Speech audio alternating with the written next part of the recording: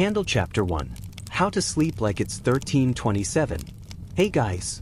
Tonight, we're winding the clock back to a time when the concept of a good night's sleep involved a straw mattress, a candle that might set your curtain on fire, and possibly a saint watching you from the corner of the room. So, get comfortable. Maybe dim the lights. Settle in under the blanket, because we're about to drift into the weird, slightly itchy, candle-scented world of how medieval people actually slept. And spoiler alert, it wasn't exactly peaceful. Now, you might be imagining a knight snoring in a stone castle, or a peasant passed out in a hayloft after a long day in the fields. And you'd be right, but also wrong, because sleep in the Middle Ages was a weirdly complicated thing. It wasn't just night-night, see you in the morning. It was more like, let's have two separate sleeps, maybe get up and pray at 2 a.m., and definitely keep one eye open for demons. The medieval night was long and divided. For starters, medieval nights were long.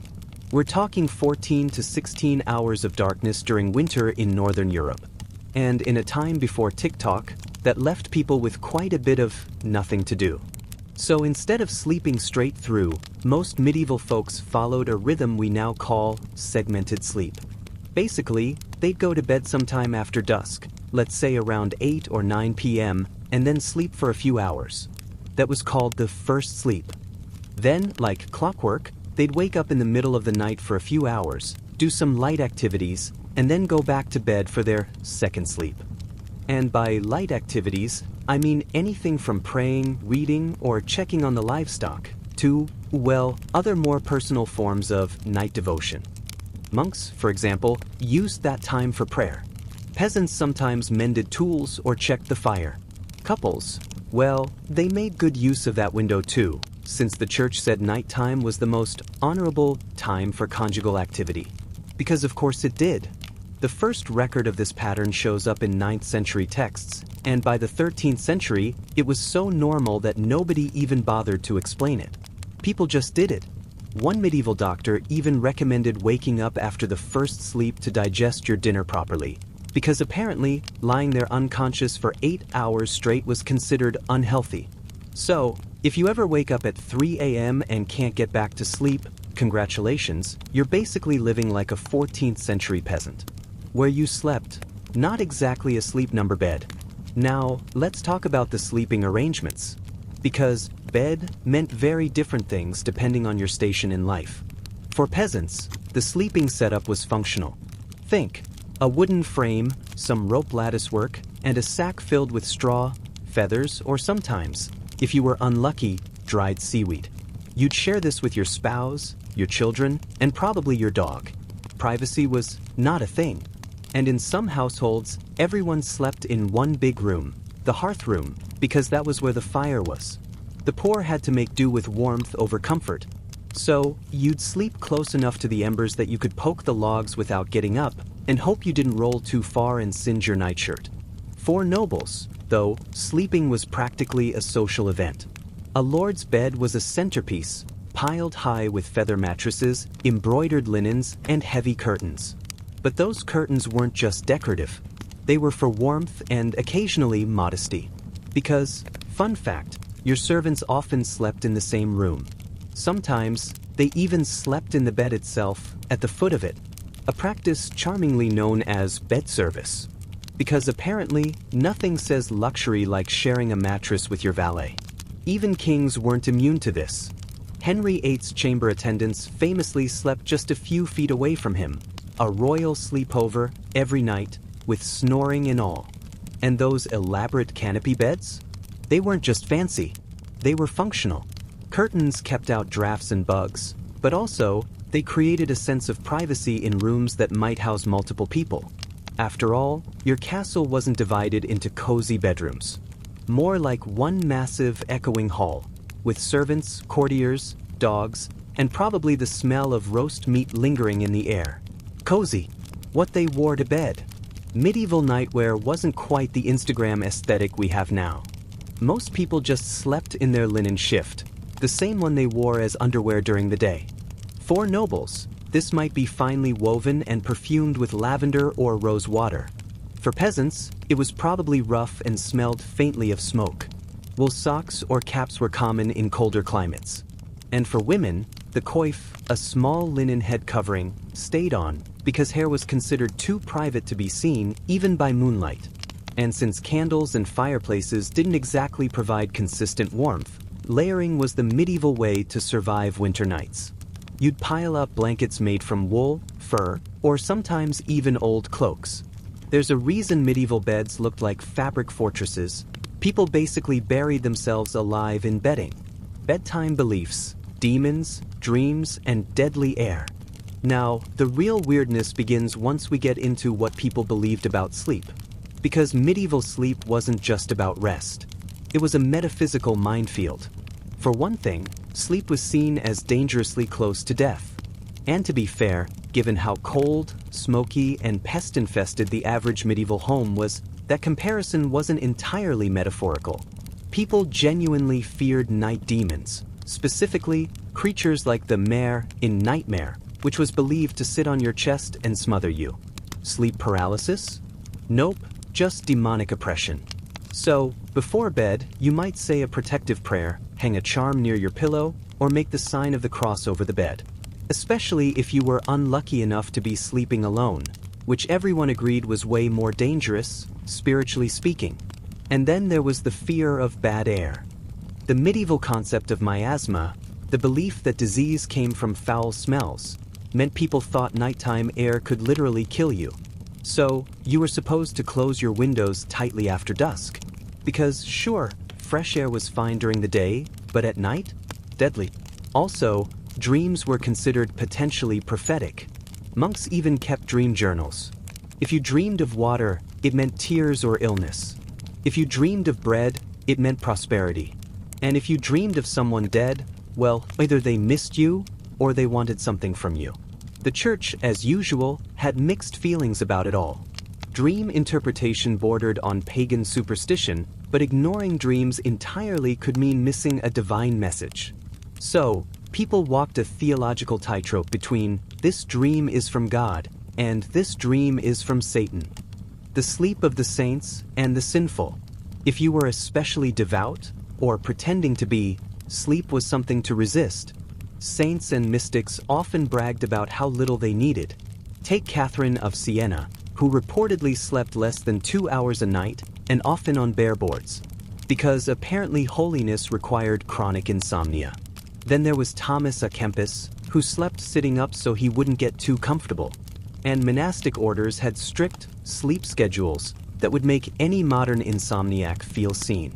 Monks were woken multiple times a night for prayers called vigils, meaning they never really got an unbroken stretch of sleep at all. But even outside the monastery, people admired this kind of sleep deprivation as holiness thing. If you could deny yourself a good night's rest, it meant you were strong, spiritual, and definitely better than everyone else. Meanwhile, the average peasant was like, yeah, I'll take the full 2 sleeps, thanks. Let's drift on. And so, as the medieval night stretched on, smoky, candlelit, filled with prayers and snores, the world dozed in its divided slumber. Somewhere in a cold convent, a nun whispered psalms under her breath. In a farmhouse, a mother shifted her baby closer to the fire. And in a drafty castle, a nobleman dreamed of glory, while his valet quietly stole half the blanket. Candle Chapter 2, Royal Insomnia, Kings Who Couldn't Sleep to Save a Crown. Sleep was never simple for the rich, especially not for kings, queens, and their assorted hangers-on. For medieval royalty, the night wasn't a time of rest. It was a time of anxiety, indigestion, and the occasional assassination attempt. Because while peasants worried about demons or fleas, monarchs had to worry about people. Courtiers with daggers, ambitious nephews, and the general stress of running a medieval soap opera. So, it's probably no surprise that a lot of them were, by modern standards, completely sleep-deprived wrecks. Charles VI of France, the sleepless Mad King. Let's start with Charles VI of France, sometimes known as Charles the Beloved, and later, less affectionately, Charles the Mad. Because the man had a resume of royal meltdowns that would make Freud retire early. Charles began his reign in the 1380s, young, handsome, popular, basically the medieval version of a boy band frontman. But after a few years of ruling, something in his head just broke. He started having violent psychotic episodes, and soon, sleep became a luxury he couldn't manage. Chronic insomnia haunted him. Courtiers recorded that he would pace the halls of his palace at night, muttering to himself, convinced he was made of glass. Yes, glass. He genuinely believed his body could shatter at any moment. So, he refused to let anyone touch him. Even his clothes were reinforced with bits of metal and padding, just in case. Naturally, this didn't make sleeping any easier. Imagine trying to fall asleep while wearing what's essentially a medieval bubble wrap suit, terrified that rolling over might cause you to explode. During his sleepless nights, he'd summon priests or musicians to calm him down, but it rarely worked. Sometimes, he'd simply wander around in silence until morning, refusing food, refusing rest. The court's physicians prescribed all sorts of herbal sleep aids, valerian, poppy, even ground pearls, because when in doubt, feed the king jewelry. His sleeplessness became legendary, and his decline set off decades of political chaos. France, quite literally, fell apart while its monarch stared at the ceiling all night. Henry IV of England, restless, religious, and full of guilt. Across the channel, Henry IV of England wasn't doing much better. Henry was a usurper, the guy who booted Richard II off the throne in 1399. And if you've ever stolen a crown from a cousin, you probably won't sleep soundly either. Chronic headaches, skin conditions, mysterious fevers. Henry had them all. But what really kept him awake was guilt. His confessor claimed Henry couldn't sleep without praying or mumbling apologies to the saints. Some nights, he reportedly ordered his servants to read psalms aloud until dawn. Not exactly soothing bedtime material. On the few occasions he did sleep, it was fitful and disturbed. Chroniclers noted that he often dreamt of Richard II, the cousin he'd deposed, staring at him silently, blood trickling from his head. So yes, Henry IV invented the medieval version of guilt-induced insomnia. Which, honestly, feels a bit relatable. Philip the Fair, too busy taxing the Templars to sleep. Next, we glide over to France again, to Philip IV, better known as Philip the Fair. And yes, he was apparently handsome, but his inner world was about as peaceful as a crusade. Philip was obsessed with money, power, and the total domination of the church. Which sounds exhausting already.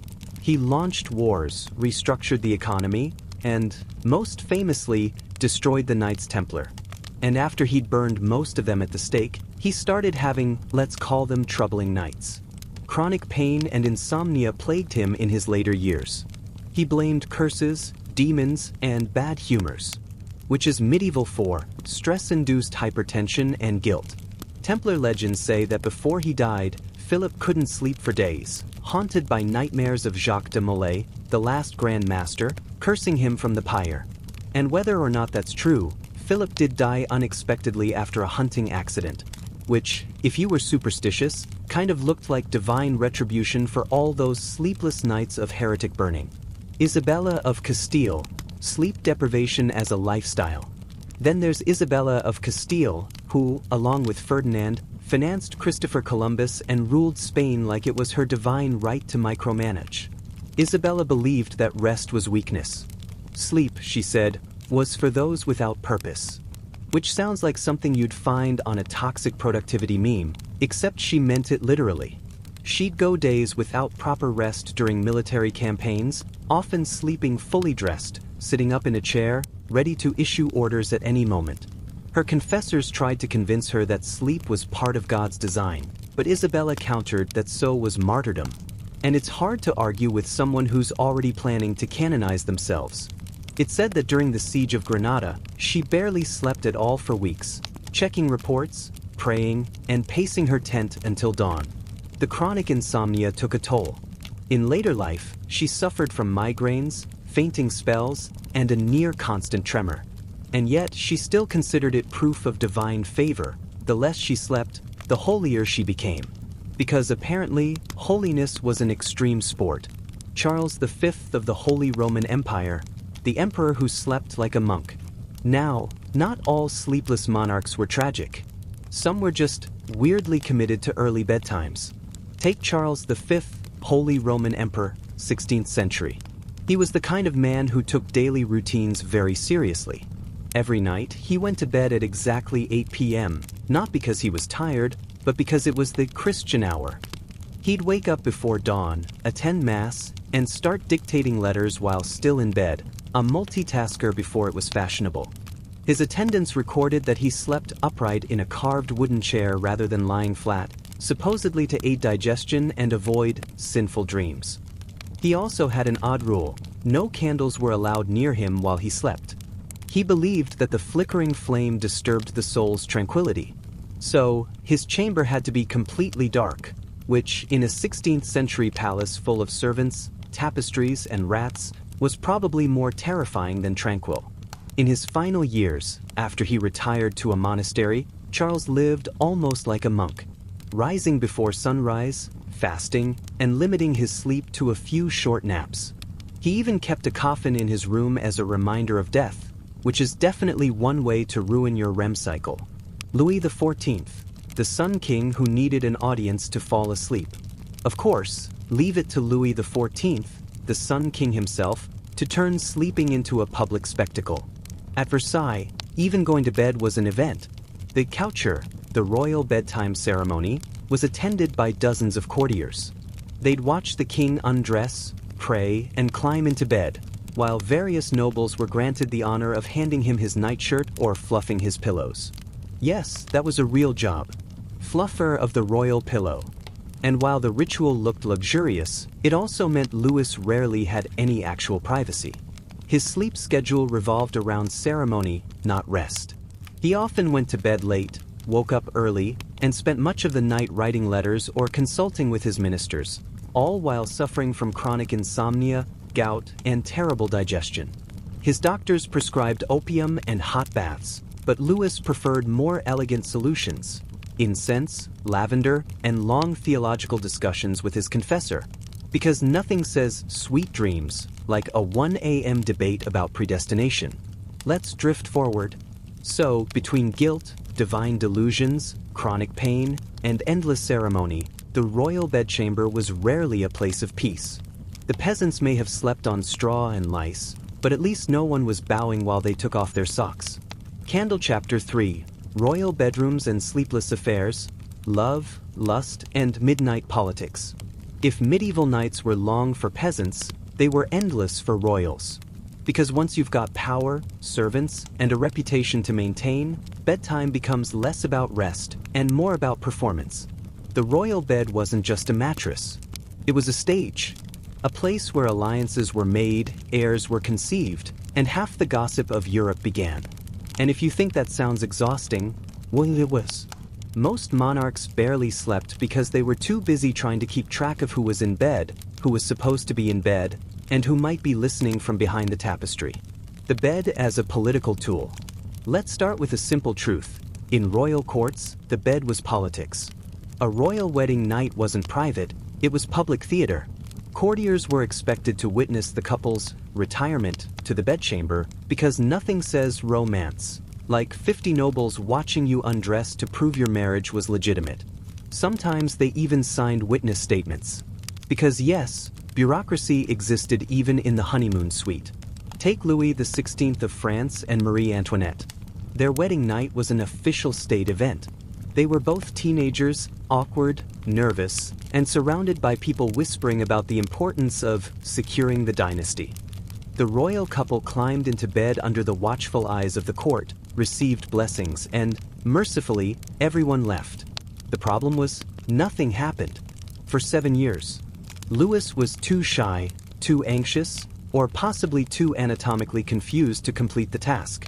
So, while the rest of France was starving, the court spent nearly a decade gossiping about the king's inability to sleep properly with his wife. Every morning, courtiers asked if the royal sheets had been blessed. Every night, ambassadors sent letters across Europe reporting, still no progress. And yes, that was a real diplomatic concern. The British ambassador wrote home about it constantly. So, when Louis finally figured things out, the news spread across the continent faster than a crusade. Imagine living in a time when your personal bedtime achievements were state secrets. Henry VIII, too many beds, too little sleep. Meanwhile, in England, Henry VIII was redefining the term restless sleeper. Henry wasn't just insomniac, he was paranoid, wounded, and perpetually angry, which is not a great combination for a good night's rest. He suffered from chronic leg ulcers, which made lying still painful, and he often spent nights pacing his chambers or calling for his doctors. But his love life probably didn't help either. 6 wives, countless mistresses, and a religious schism later, Henry's bedchamber had become a revolving door of anxiety and accusations. Each queen had her own set of attendants and guards, meaning even private moments weren't private. After his third wife, Jane Seymour, died, Henry reportedly refused to sleep alone, claiming he was haunted by her ghost. So he kept his servants in the room, talking late into the night. One wrote that the king spake in his sleep of matters of the realm, which, politically speaking, is a terrible habit. Even his marriages were subject to public scrutiny. When Anne of Cleves, wife number 4, arrived from Germany, Henry was disappointed she didn't look like her portrait. After one awkward night together, he told his advisor she was no maid and that he could not be moved to perform. Translation: the King of England had performance anxiety. The doctors prescribed potions. The priests prescribed prayer. Henry prescribed annulment. It's fair to say that of all his royal duties, sleep, in every sense, was the one he performed the worst. Catherine de' Medici, sleepless schemer. Now, if Henry was an insomniac by accident, Catherine de' Medici was one by design. The Italian-born Queen of France, and unofficial ruler for decades, was known for her late-night plotting sessions. She would host midnight councils in her private chambers, dressed in black, surrounded by candles and perfumed smoke. Her courtiers whispered that she dabbled in witchcraft, but really she was just doing her job after dark. The palace was quieter, the men were asleep, and Catherine could finally think. She barely slept at all. Her attendants said she often stayed awake until dawn, pacing, reading letters, or consulting her astrologer, Nostradamus. Yes, that Nostradamus, about France's future. Her bedchamber was described as a place of shadows and schemes. And honestly, that sounds like the tagline of her life. By her 60s, her insomnia had become permanent. She was constantly exhausted, yet kept ruling through sheer spite and espresso-level determination, or whatever passed for espresso in 16th century France, probably spiced wine. She once told her son, "Kings must sleep lightly, for enemies never rest." Which, coming from Catherine, wasn't advice, it was a warning. Elizabeth I, the virgin queen who never slept.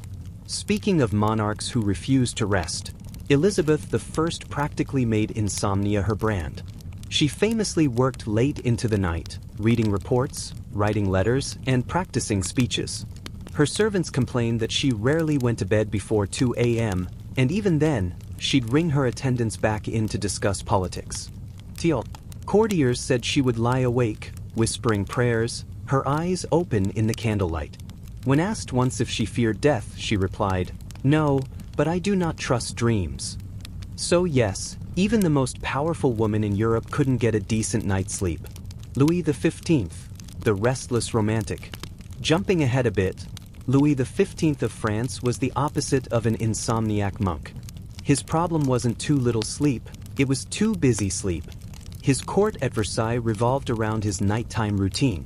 Every evening, after the formal coucher, he would retreat to his petit apartment, a smaller, more private suite where the real action began.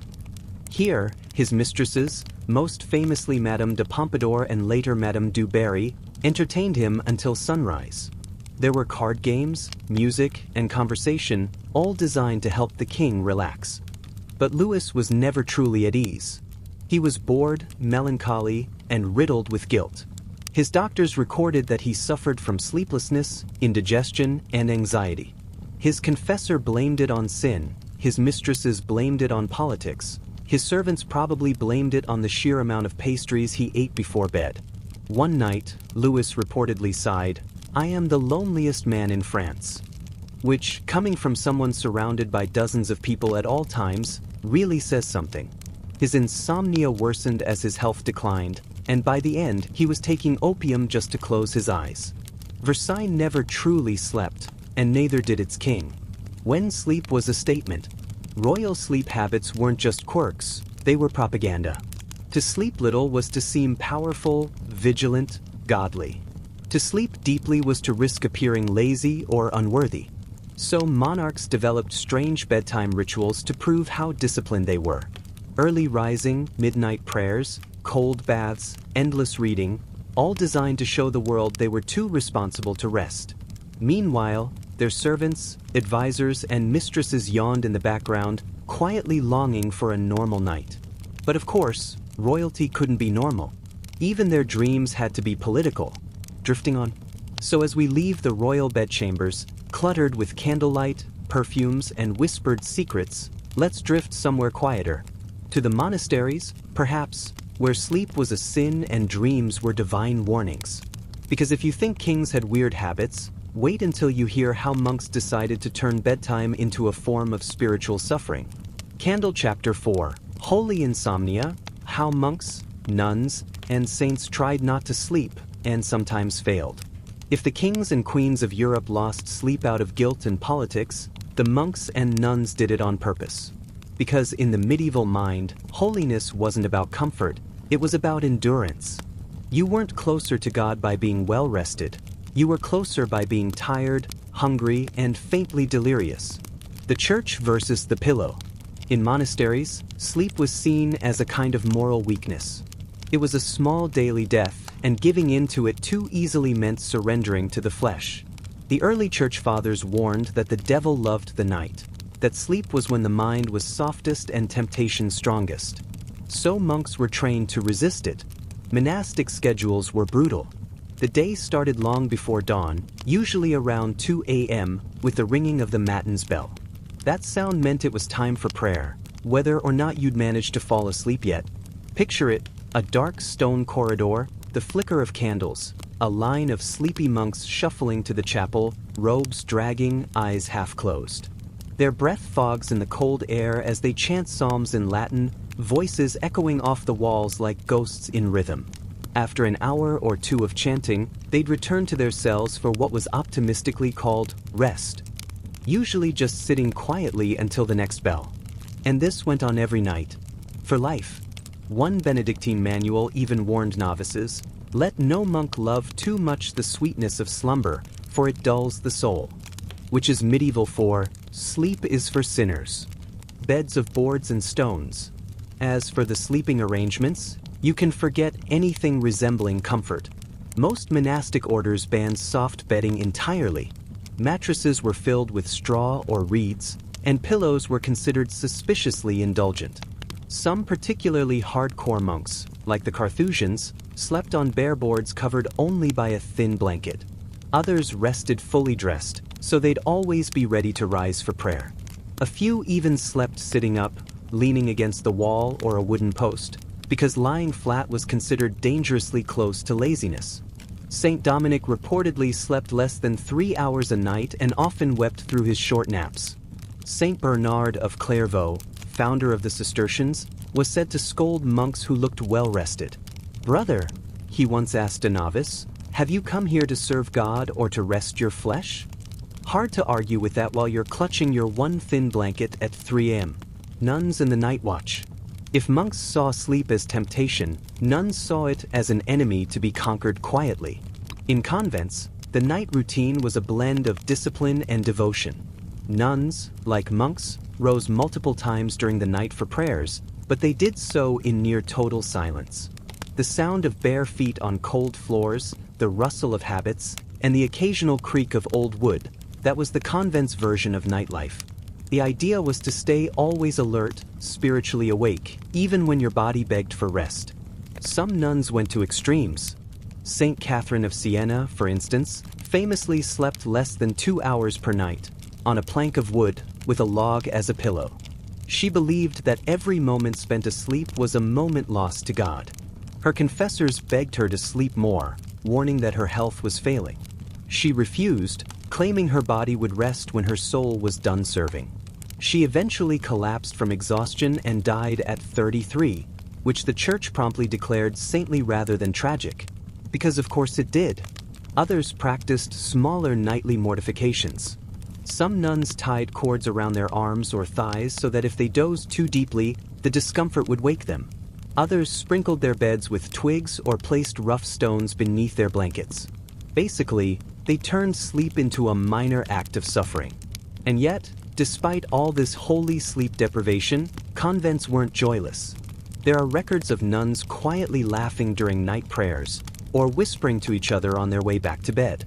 One 14th century abbess complained that her sisters were too cheerful in the dormitory, which is medieval code for "these women keep talking after lights out." Apparently, even the devout got the giggles at midnight. Saints who slept and claimed they didn't. Every era had its insomniac role models. Saints who bragged about conquering sleep like it was a vice. Saint Francis of Assisi tried to prove his humility by sleeping outdoors in the freezing cold. He said it humbled the flesh, which it probably did, along with giving him chronic pneumonia. Saint Teresa of Avila described sleep as a great enemy of prayer. She wrote in her diary that she only slept out of obedience, not desire, which is one of the most Catholic sentences ever written. But some saints, bless them, admitted defeat. Saint Benedict himself, founder of the Benedictine rule, allowed for a few hours of solid rest each night, writing, "Sufficient sleep must be given to all, for the health of body and soul alike." In other words, even holiness needs a nap. And Saint Hildegard of Bingen, that brilliant medieval polymath, straight up told her fellow nuns to calm down with the fasting and sleep deprivation. She wrote, "God made sleep for the healing of the mind." Of course, this came from a woman who routinely had prophetic visions while half asleep, so her version of rest was still pretty intense. The night as a spiritual battlefield. In monasteries, night wasn't peaceful, it was dangerous. The hours between midnight and dawn were believed to be prime time for spiritual warfare. Demons prowled, whispering temptations, especially to the weary and half-awake. Monks were taught to resist drowsiness during prayer, since falling asleep mid-psalm was seen as a small victory for the devil. So they fought back the only way they knew how, with more chanting. If one monk started to nod off, another might nudge him with a candle or a book. A chronicler from the 12th century mentions a brother who fell asleep during matins so often that his abbot made him stand during every service, for months. And if that sounds harsh, which is to us, but to medieval monks, discipline was love, and exhaustion was proof of devotion. Even dreams were suspicious. The monastic guides warned against trusting them too much, since the devil, apparently, could disguise himself as an angel of light.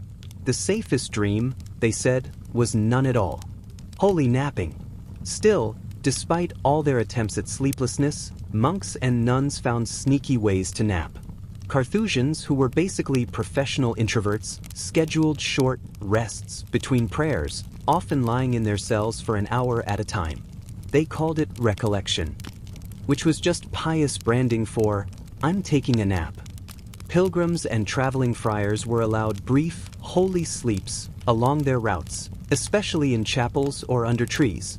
The logic was that nature itself could be a place of meditation, or at least a place to finally close your eyes without getting scolded by the abbot. And in some monasteries, feast days meant leniency. Monks could sleep in until 5. Luxurious.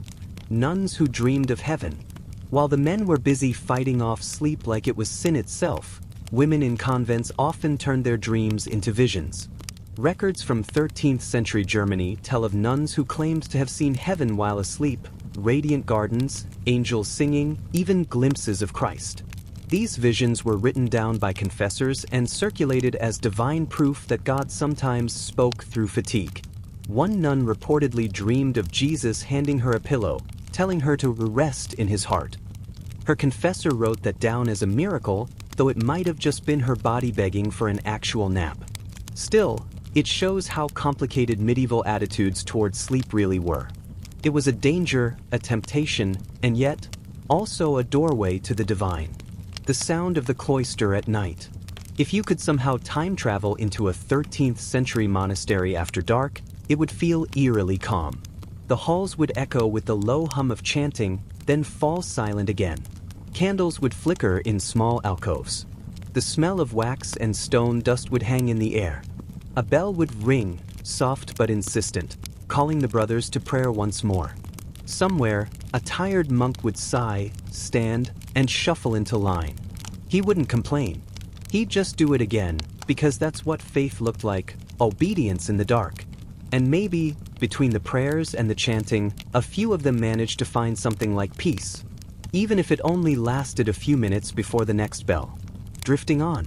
And so, as the holy night stretches thin and the candles gutter low, we leave the monks and nuns to their prayers, half asleep, half awake, caught between devotion and exhaustion. Let's drift now to the ordinary people, the farmers, merchants, and travelers, whose nights were less pious but no less strange. Because while the saints were chasing holiness, everyone else was just trying to make it through the dark without freezing, starving, or accidentally hosting a family of rats under the bed. Chapter 5. Peasants, inns, and the noisy nights of ordinary sleep.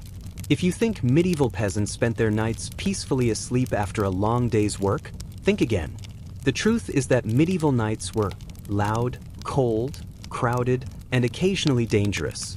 But they were also full of small, human rituals, the things that made darkness survivable. The peasant's bedroom, if you could call it that. For most of medieval Europe, the average peasant didn't have a bedroom.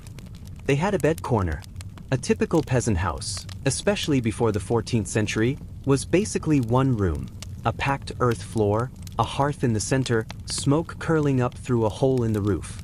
Chickens clucked underfoot, tools leaned against the wall, and in one corner stood the family bed, made of rough boards, piled straw, and whatever cloth scraps could be spared. This was home base for sleep. Everyone, husband, wife, children, sometimes a grandparent, shared it. And occasionally, a guest, a servant, or a piglet might squeeze in too.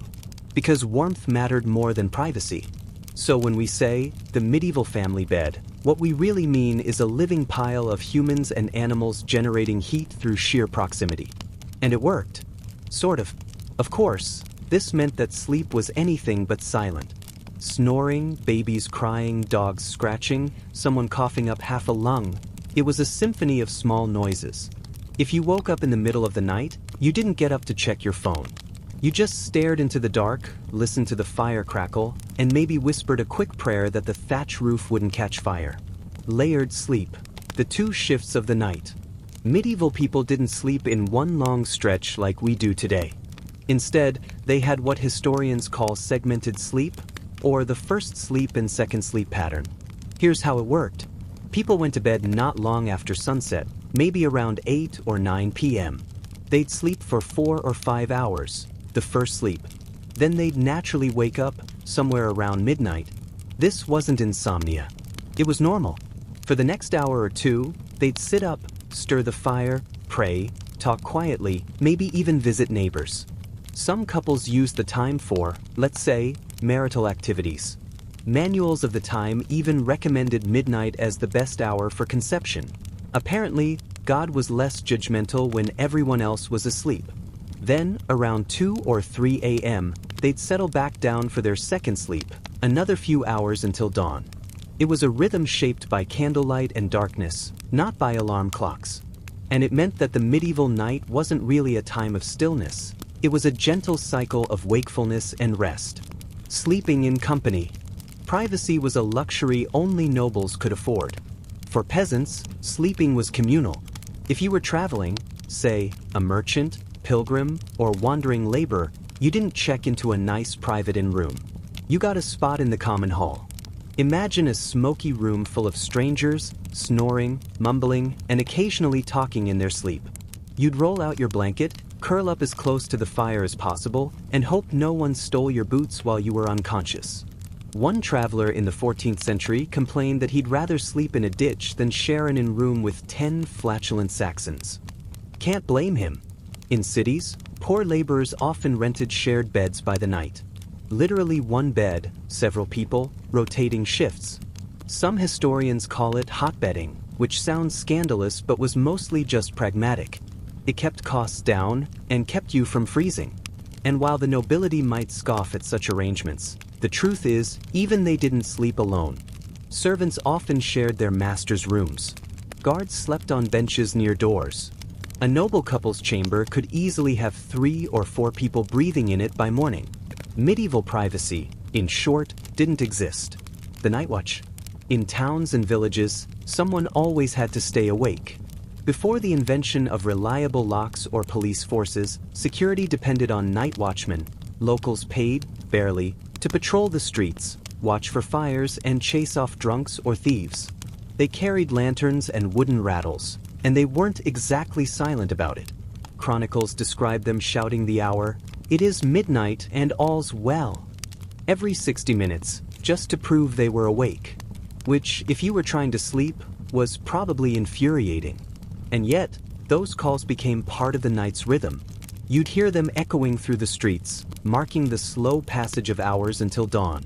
Sometimes, the watchmen even sang psalms to keep themselves alert, a medieval version of humming on the night shift. Inns, taverns, and nighttime chaos. If home life was noisy, inns were absolute mayhem.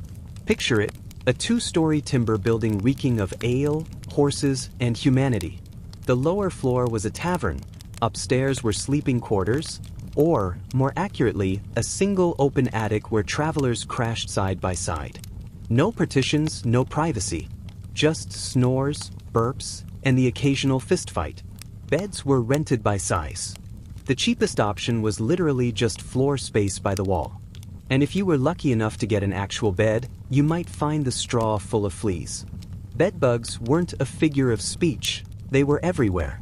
Many travelers burned herbs like rosemary or lavender before lying down, hoping to drive the insects out. It helped. Sometimes. But inns weren't all misery. They were also where stories, gossip, and songs lived.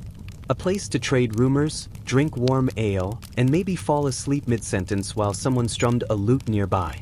So yes, medieval sleep was chaotic, but also deeply communal. You weren't alone in your exhaustion. Sleeping on the road. Travel was dangerous, but constant. Merchants, pilgrims, and messengers spent nights wherever they could find shelter. Some huddled under trees, others in barns or abandoned chapels. Monasteries sometimes offered guest halls, where weary travelers could rest, a surprisingly charitable medieval Airbnb. And in pilgrimage routes, like the Camino de Santiago, networks of hospices sprang up, safe havens where pilgrims could sleep, eat, and pray before walking on at sunrise. The beds there were often lined up in long rows, simple cots with woolen blankets. But after weeks of walking, even a straw mattress felt like heaven. The peasants' midnight thoughts. Between the first and second sleep, when the fire had dimmed and the night was quiet, people often sat awake and thought. They prayed, worried, dreamed. Some reflected on their sins, others whispered to loved ones.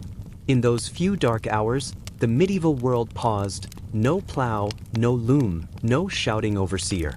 Just the soft sounds of breathing, wind through thatch, and distant dogs barking. That midnight space, calm, half dreaming, was where ordinary people's minds wandered. They believed it was a time when the veil between worlds thinned, when dreams and omens mattered. It wasn't uncommon for someone to wake and write down a dream, or to interpret it as a message from God. In a world without clocks, the night was its own kind of time. The sound of morning. And then slowly the dark would pale. Roosters crowed, the first fires were lit, and people stirred from their second sleep. The day began not with alarms but with smell, wood smoke, porridge, the faint sweetness of dawn. Children crawled out of blankets, someone stoked the coals, and the long labor of daylight began again. Sleep, for all its discomforts, had done its job. Just enough rest to keep the body moving, the hands working, and the world turning for another day. Because that was medieval life, not restful, not easy, but rhythmic, resilient, and somehow beautifully ordinary. And as we leave the smoky cottages and crowded inns behind, we turn our gaze toward those who had the finest beds of all, kings, queens, and the nobility, whose sleeping chambers were not only places of rest but stages of politics, lust, and power. The kind of sleep where silk sheets and daggers weren't mutually exclusive.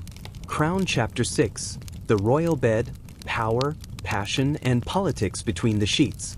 If peasants saw sleep as survival, the nobility saw it as theater. In royal courts, sleep wasn't just a bodily function, it was a display of order, rank, and sometimes very bad decision-making. Because in a world obsessed with hierarchy, even unconsciousness had rules. The bed as a throne. For the medieval and Renaissance elite, the bed was a symbol of status. The grander your bed, the more important you were. These weren't beds as we think of them, simple frames with sheets. They were monuments. Carved oak or walnut, draped with velvet, embroidered in gold, perched high enough that you needed steps to climb in. A proper noble bed could be worth as much as a small village. And it wasn't just for sleeping. Beds were where contracts were signed, where ambassadors were received, and where heirs were born, sometimes all in the same week. It was common for noble guests to be received in bed. Not because they were lazy, though some were, but because it was a display of privilege. Lying in bed meant you were too exalted to stand up for anyone but God. So, if your liege lord invited you to speak to him while he lounged against silk pillows, congratulations, you'd made it into the inner circle. If he didn't, you waited outside. The ceremony of the royal bedtime. Among royalty, even the act of going to bed became ritualized. Take France, for example. By the 17th century, Louis XIV, the so-called Sun King, had turned his bedtime into a state event. Every night, he performed the coucher, or royal going-to-bed ceremony, in front of a select audience of courtiers. It was absurdly elaborate. The king undressed, modestly, don't worry, prayed, and climbed into bed while nobles of various ranks were allowed to hand him items in strict order of hierarchy. One lucky duke got to hold the candle. Another passed the slippers. Someone else arranged the bedclothes. To be chosen for this nightly ritual was an honor and a political opportunity. A chance to whisper a request, be seen in the right place, or prove your loyalty. Louis XIV's coucher wasn't about sleep. It was about control. The man literally turned bedtime into a performance of power. And of course, the same happened in reverse every morning at his lever, the ceremonial awakening.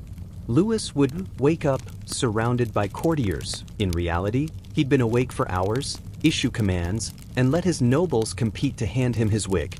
It sounds ridiculous, but it worked. By keeping the aristocracy busy with etiquette, Louis made sure they didn't have time for rebellion.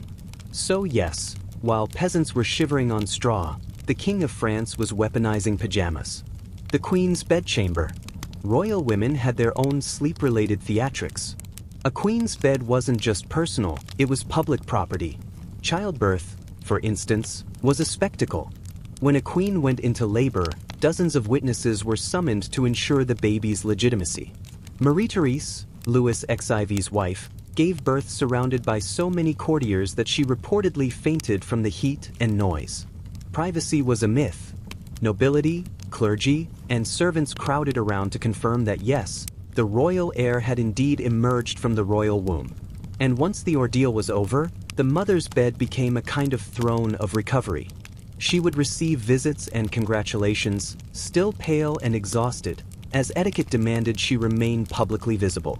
The royal bed, in short, was never just for sleeping.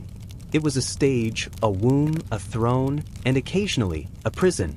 The royal insomniacs. But for all this grandeur, many royals slept terribly. Stress, guilt, paranoia, and general self-importance made for restless nights. Take Philip II of Spain, the man who ruled an empire on which the sun never set. You'd think he could afford a good mattress. But Philip was a chronic insomniac. He worked late into the night, obsessively reading reports and signing documents by candlelight. He kept a crucifix beside his bed and sometimes ordered his confessor to wake him if he was caught dozing, lest my soul grow lazy. In his later years, gout and anxiety made him sleep sitting up. He told one visitor that the devil makes his rounds after midnight, which, to be fair, was probably just how it felt to rule 16th century Spain. And then there was Frederick the Great of Prussia, who took things even further. He was known for sleeping in a small iron bed with a thin blanket, even though he lived in palaces. But He believed softness weakened discipline. So, he slept like a soldier to remind himself, and everyone else, that even kings should suffer. His servants said he rarely slept more than 3 hours a night. He often wandered the corridors at dawn, muttering about military reforms and occasionally waking his dogs for company. You could call it dedication, or insomnia with a crown. Sleep as symbol. Across Europe, rulers used sleep, or the lack of it, to craft their image. A pious king slept little because he prayed. A wise queen stayed awake to study. A disciplined general rose before dawn. To be sleepless was to seem vigilant, moral, and superior. Of course, it also made them cranky, paranoid, and occasionally delusional, but that part didn't make it into the royal chronicles. Charles V of the Holy Roman Empire once bragged that he woke up before sunrise every day to govern his realm. His secretary quietly added that the emperor usually fell asleep during meetings by mid-morning. Even Napoleon, centuries later, inherited this obsession. He famously claimed to need only 3 hours of sleep a night, though his staff recorded him napping constantly between battles. The truth is, sleep was both a necessity and a performance. Too much made you look lazy. Too little made you look mad. Most monarchs hovered somewhere in between, tired, irritable, and pretending to be divine. The bed as battlefield. Sometimes, of course, the royal bed wasn't just symbolic. It was political ammunition. Rumors about who shared whose bed could make or break alliances. In 15th century England, Edward IV's reputation for nocturnal adventure almost got him dethroned. His numerous affairs earned him enemies at court and headaches with the church. His wife, Elizabeth Woodville, was rumored to practice witchcraft to keep him faithful. Spoiler, it didn't work. A century later, James I of England faced rumors of sharing his bed with his male favorites, something he didn't bother denying very hard. When confronted, he famously said, "Jesus Christ did the same with the disciple he loved." It was a bold defense, and possibly the first time theology was used to justify spooning. Even Louis XV's sleep habits became political.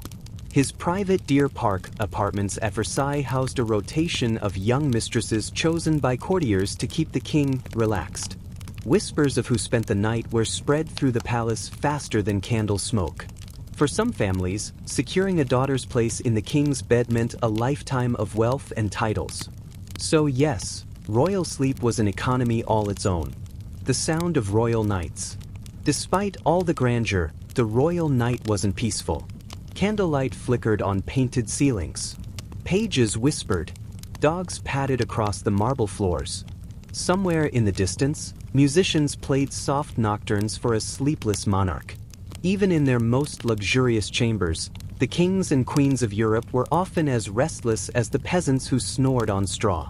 The difference was that the peasants didn't have to worry about assassination, adultery, or etiquette when they turned over. And that, perhaps, was the real irony of medieval sleep. The more powerful you were, the less rest you got. Drifting on.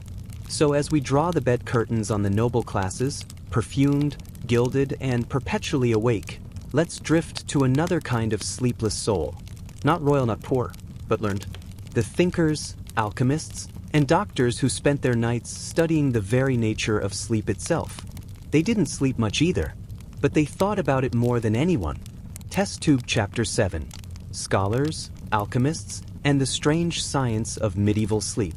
In a world before coffee, before clocks, before even the faintest idea of neuroscience, medieval scholars somehow decided they understood sleep. And, because this was the Middle Ages, their conclusions were both wildly creative and medically disastrous. You see, for most of history, sleep wasn't just something you did.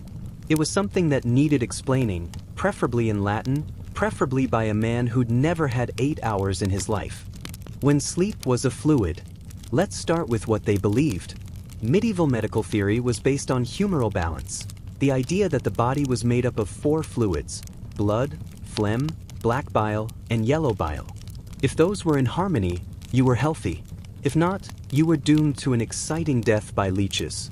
Sleep, according to this system, was caused by vapors of digestion rising from the stomach to the head. That's right. Medieval doctors genuinely thought that after dinner, your body released tiny steam clouds that drifted up and gently smothered your brain. If the vapors were light and pure, you had sweet dreams. If they were heavy or corrupted, you had nightmares.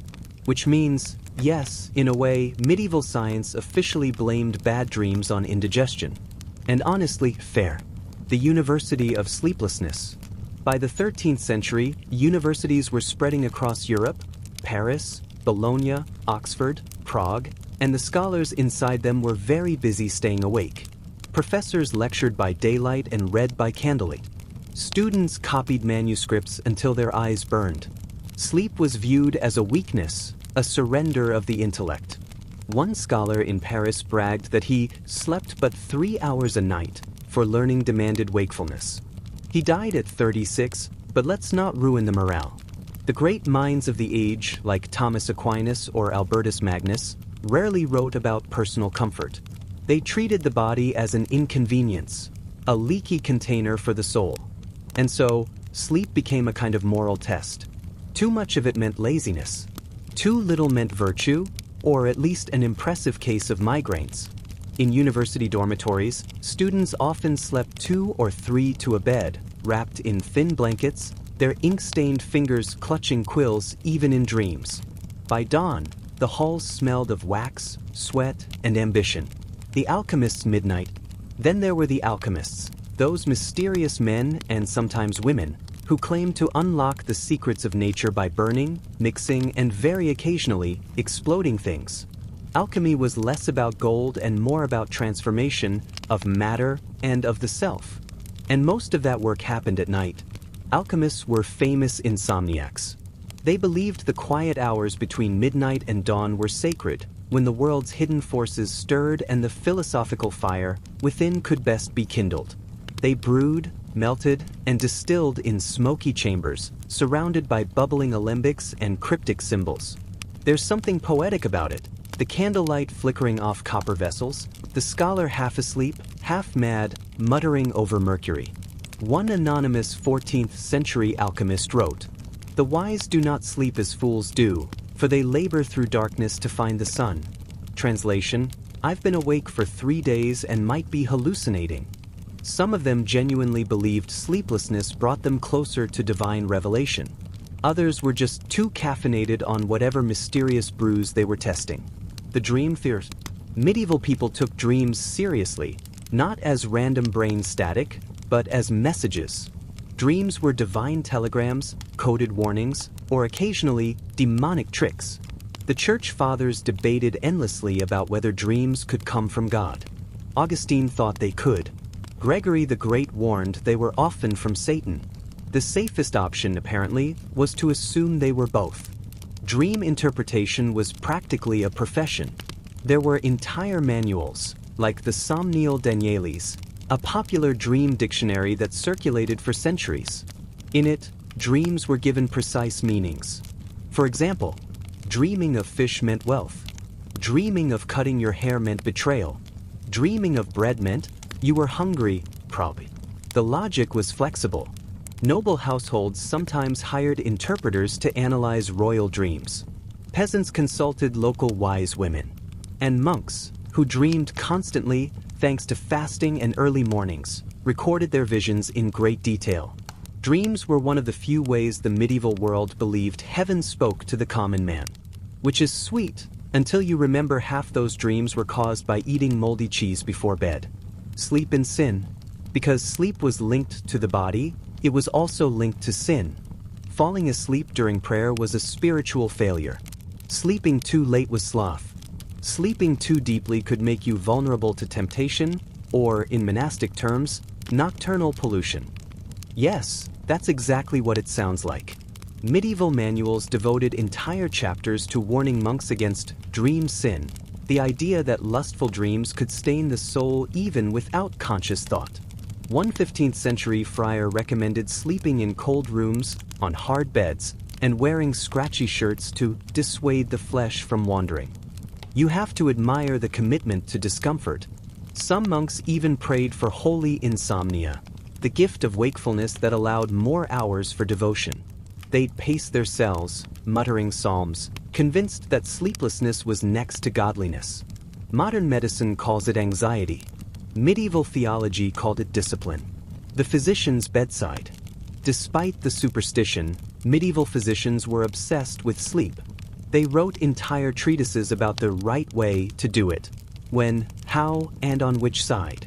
According to medical guides of the 12th century, the ideal sleeper should eat lightly before bed, lie on the right side first to aid digestion, then roll to the left to balance the humors, avoid sleeping on your back, which invited night spirits, and, crucially, wake at dawn to purge melancholy.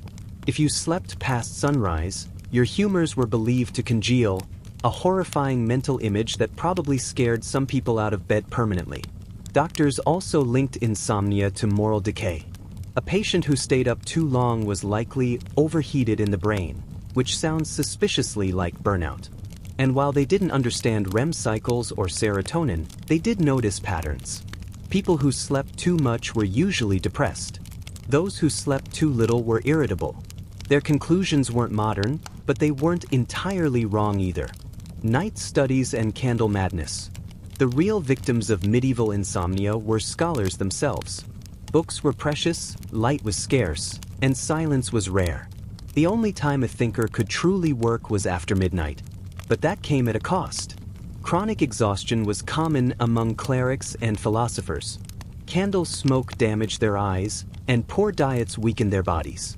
One monk in the 14th century wrote that the mind grows strange after the third hour of darkness, which is medieval speak for, I'm losing it. And still, they kept going. Because in an age when writing meant scraping ink on animal skin, every word felt sacred. Every line written at 2 a.m. was a small act of devotion to knowledge itself. The alchemist's dream. Among alchemists and mystics, sleep wasn't just rest, it was transformation. They believed the soul could travel during dreams, visiting celestial spheres or communing with angels. Some even claim to receive recipes and formulas directly from divine visions. One legend tells of Arnaldus de Villanova, a 13th century physician alchemist who dreamed that an angel showed him the elixir of life. He woke, rushed to his workshop, tried it, and immediately set his lab on fire. As usual, enlightenment came with property damage. But beneath the superstition was something human, the sense that the night was alive with mystery, and that truth might just appear when reason slept. That belief, half scientific, half poetic, carried Europe through centuries of midnight study and candlelit discovery. Drifting on. So as we leave these weary scholars, their eyes red from smoke, their parchment glowing gold under candlelight, let's float toward something gentler. To the households and hearths, where sleep wasn't a theory or a test, but a comfort. Where people told bedtime prayers and whispered blessings against nightmares. Because not every medieval night was restless. Some were soft, quiet, and full of small, human peace. Chapter 8. Dreams, Demons, and Bedtime Superstitions. If Chapter 7 was about why medieval people thought they slept, this one's about what they feared might happen when they did.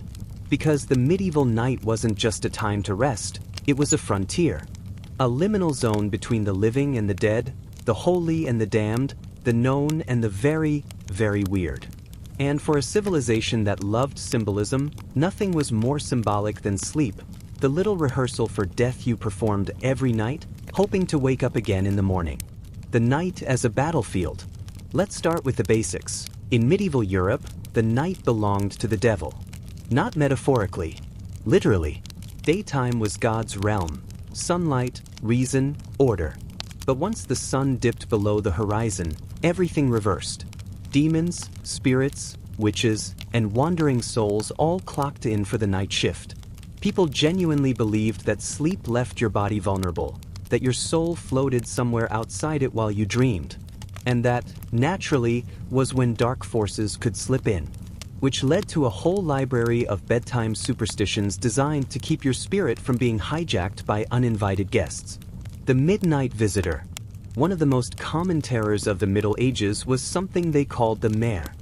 No, not the horse. Though if you woke up to a horse sitting on your chest, that'd be terrifying too. The mare was a demonic creature said to creep into rooms at night and press down on sleeping people, suffocating them. Victims would wake up unable to move, feeling crushed, gasping for air. Sound familiar? It should. That's basically medieval sleep paralysis. But back then, they didn't know that. They believed the mare was a demon, a witch, or even the tormented spirit of a living person visiting you in their sleep.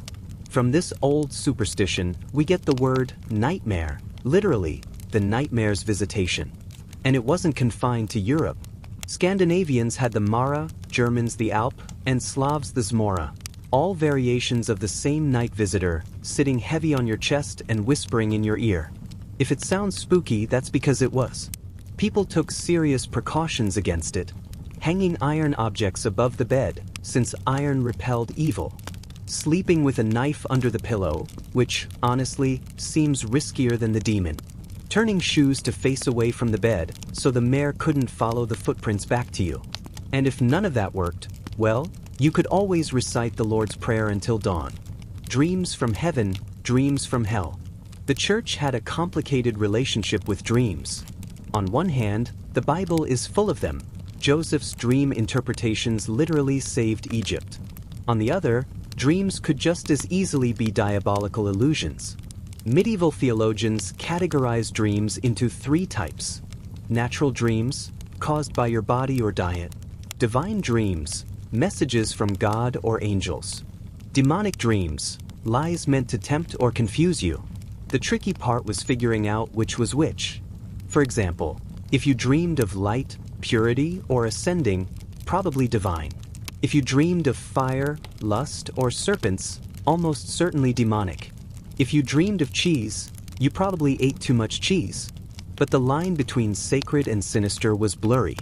Mystics like Hildegard of Bingen recorded their dreams as holy revelations, vast, glowing visions of heaven, medicine, and music. Meanwhile, others were accused of witchcraft for reporting similar dreams, but with slightly less flattering angels. Dreaming, in other words, was a spiritual gamble. When nightmares were real, of course, not all night terrors were supernatural. Some were social. The medieval world was dangerous. Cities burned easily, thieves lurked in alleys, and the sound of hoofbeats at night often meant soldiers or raiders. To sleep deeply was to risk everything. Peasants slept lightly, often fully clothed, ready to wake at the slightest noise. Many homes kept dogs indoors for protection, and village bells would toll if danger approached. Night was both literal and metaphorical darkness, a time when fear was part of survival. And even in castles with thick stone walls, nightmares weren't just in your head. They were the echoes of history, wars, plagues, fires, creeping into dreams. The shadow at the bedside. Another persistent medieval fear was the wandering soul, spirits of the unburied dead who visited the living in search of prayers or revenge. These were called revenants, the restless dead. Unlike later vampires or ghosts, revenants weren't elegant or mysterious. They were bloated, foul-smelling, and loud. Chronicles describe them groaning outside windows, scratching at doors, or sitting on people's chests. Again, that mare motif returns. To prevent revenants, burial rituals became increasingly elaborate. People placed stones in the mouths of corpses, drove stakes through their chests, or buried them face down, anything to stop them from walking at night. And since the medieval mind saw sleep as a kind of death, the boundary between dream and haunting was razor thin. A bad dream might just mean your dead neighbor was paying you a visit. Bedtime armor. Given all that, it's no wonder bedtime became a spiritual event. Before sleep, most people recited protective prayers. One of the most popular was a version of the "Now I lay me down to sleep" prayer, which dates back to the Middle Ages. Matthew, Mark, Luke, and John, bless the bed that I lie on. For corners to my bed, for angels round my head. 1 to watch, 1 to pray, and 2 to bear my soul away. It sounds sweet today, but think about it. You're literally asking angels to catch your soul in case you die before morning. Comforting. Children's cradles often had charms sewn into the bedding. Small crosses, herbs like St. John's wort, or bits of iron shaped like nails. These were thought to ward off elves or fairies who might steal the baby's spirit during the night. Adults did similar things, sprinkling holy water on pillows, hanging rosaries above the bed, or sleeping with relics of saints nearby. Your average medieval bed wasn't just a piece of furniture. It was a spiritual fortress. The sin of sleeping alone. Oddly enough, sleeping alone was sometimes viewed with suspicion. In monasteries and peasant homes alike, people often shared beds for warmth, but also for safety. A solitary sleeper was more likely to be visited by the devil or to give in to unchaste thoughts. There's a whole genre of moral writing warning against private slumber. Because apparently even your nap schedule could be sinful.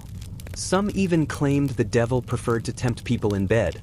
After all, that's when you were most vulnerable. Hence, the idea of a night temptation became a full-blown moral concern. If you dreamed something impure, confess it. If you woke up stained, definitely confess it. Sleep, for medieval Christians, wasn't private. It was a spiritual battlefield where your very soul was tested nightly. Demons in the bedroom. The medieval world loved its demons. They came in ranks and hierarchies, each with a specialty. Some tempted gluttony, some caused sickness, and others, you guessed it, haunted dreams. The most infamous were the incubus and succubus, male and female demons that preyed on sleepers, usually with scandalous intentions. Stories of these beings were everywhere. Monks claimed to be seduced in their sleep. Women reported feeling a dark presence atop them, and theologians like Thomas Aquinas wrote entire essays trying to prove these demons existed. The symptoms? Exhaustion, nightmares, and mysterious pregnancies, which tells you a lot about how convenient demonology could be. Even St. Augustine admitted he didn't fully understand how demons could corrupt humans in dreams, but he was certain they could. So much for sweet dreams. The power of holy sleep. But not every medieval dream was fearful. Some were holy, even healing. Monks reported visions of saints visiting them in their sleep with words of comfort or warning. Pilgrims would sleep beside the tombs of saints, hoping for incubation dreams, a kind of spiritual therapy. This practice went back to ancient Greece but survived in Christianized form. People genuinely believed that spending a night in a holy place could cure disease or grant divine insight through dreams. Imagine sleeping beside a saint's relics in a cold chapel, surrounded by flickering candles and the scent of incense, waiting for a dream to heal you. That was medieval medicine and mysticism rolled into one, equal parts faith and sleep deprivation. Night's end. As dawn approached, the medieval world breathed again. Roosters crowed, bells rang, and the forces of darkness, at least in theory, retreated. The rising sun wasn't just a source of light. It was reassurance, proof that God had once again conquered the night. And so, each morning, people woke with a mix of relief and gratitude, not just for rest, but for survival. Because in the medieval mind, sleep was never guaranteed, and waking was a small miracle. Candle Chapter 9. Midnight Households, How Ordinary People Slept. We've spent enough time in castles and monasteries. Let's quietly step into the humbler homes, cottages, taverns, and townhouses, where most people actually lived, worked, and tried to sleep through the sounds of livestock, snoring, and the occasional neighbor's argument. Forget four-poster beds and velvet curtains. For medieval villagers, sleep wasn't elegant or private. It was a communal, practical, and sometimes chaotic affair. The medieval bed wasn't always a bed. When we say bed, we imagine something fluffy and rectangular. In the Middle Ages, that was a luxury.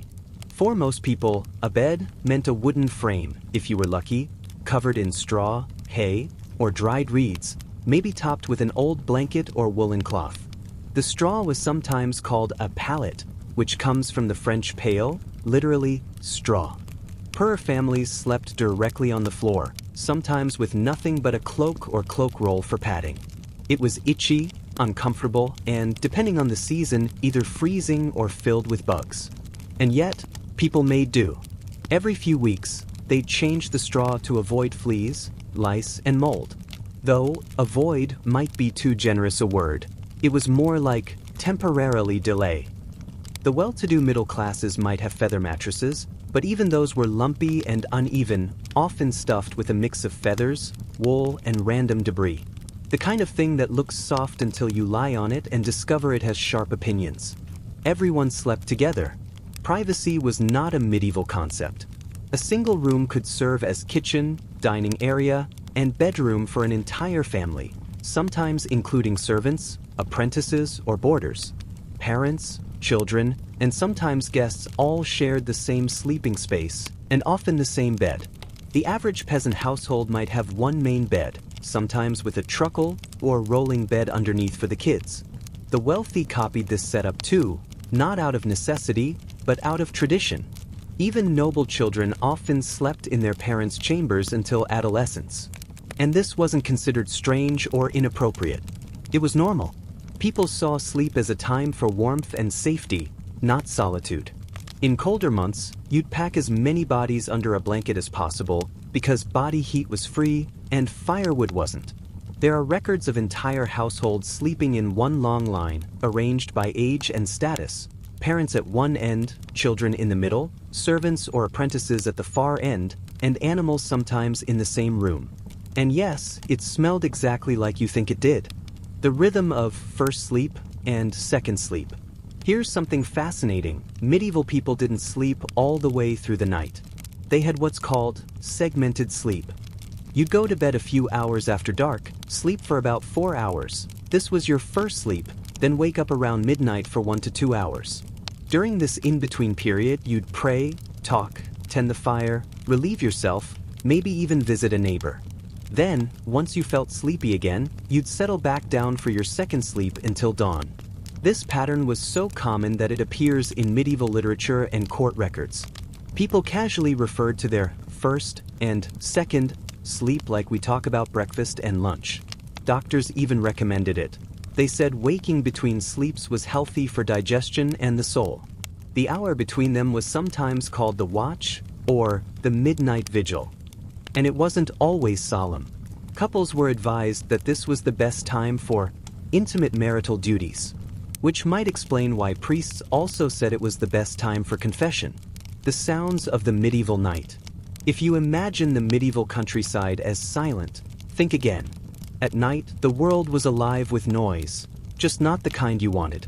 Dogs barked endlessly. Roosters crowed hours before sunrise. Donkeys brayed, cows lowed, and rats rustled through the straw. In towns and cities, things were even worse. Streets were narrow, echoing, and filled with human noise, tavern brawls, carts, gossip, and the occasional drunk troubadour trying to serenade the wrong window. Add in church bells tolling the canonical hours, matins, lauds, prime, etc. And sleep was more of an ongoing negotiation than a guaranteed event. The night wasn't fully dark. Even at midnight, the medieval world wasn't as dark as we imagine. Fires, hearths, and candles glowed faintly indoors, while outside, the moon and stars lit up open villages surprisingly well, especially in winter when the air was clear. Still, people were cautious. Candles were expensive and dangerous. You didn't leave one burning by the bed unless you wanted to test your home's fire resistance. So, instead, they used rushlights, simple torches made of rushes dipped in fat. They burned dimly and smoked badly but cost next to nothing. These were often left near sleeping spaces, flickering weakly like ghost lights, casting more shadow than illumination. It wasn't cozy, but it was what night looked like for most of history. Sleeping with the animals. Many peasant families shared their homes with livestock, goats, chickens, pigs, even cows. Not for emotional support, for heat. A small barnyard animal produces surprising warmth, and in poorly insulated cottages, every degree mattered. So the family might sleep in the same room, animals at one end, people at the other, separated by a low partition or none at all. And while it sounds unsanitary, it also made sense. Your cow wasn't just your source of milk, she was your midnight radiator. It also made the house safer. A cow will moo if a stranger enters the door. Chickens will squawk. And geese, famously, make excellent medieval alarm systems. The role of servants and apprentices. In wealthier homes, servants or apprentices often slept in corridors, kitchens, or even under the master's bed. They were expected to be on call, to fetch water, stoke fires, or stand guard during the night. Sometimes, they slept in shifts so that someone was always awake to protect the household.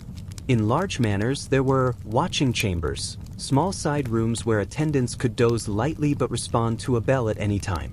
And while it sounds like a privilege to live indoors, these servants' beds were usually just rough mats on cold stone floors. Bedding as a status symbol. The quality of your bedding said a lot about who you were. The poor had straw. The middle class had wool or feathers. The rich had linen sheets, embroidered covers, and sometimes even fur blankets. Inventories from the 14th and 15th centuries show nobles owning entire wardrobes of bedclothes, some with gold-threaded sheets or silken pillowcases. Beds themselves could be massive heirlooms. Some even had locks. Yes, people locked their beds to protect valuables hidden underneath. When a noble traveled, servants carried the bed along. Because you couldn't possibly risk sleeping on someone else's mattress like a commoner. The morning routine. Waking wasn't gentle. There were no alarm clocks, but plenty of noise. Cocks crowing, bells ringing, neighbors stirring. Most people woke naturally before dawn, partly because they went to bed so early. Morning chores began immediately, rekindling fires, milking animals, preparing bread. Prayer was woven into everything. The day began with a blessing or short devotion, thanking God for safe passage through another night. Because remember, sleep wasn't just rest. It was a brush with death. And waking was a small resurrection. Beds as family heirlooms. One surprisingly sentimental detail: the bed was often the most valuable thing a person owned.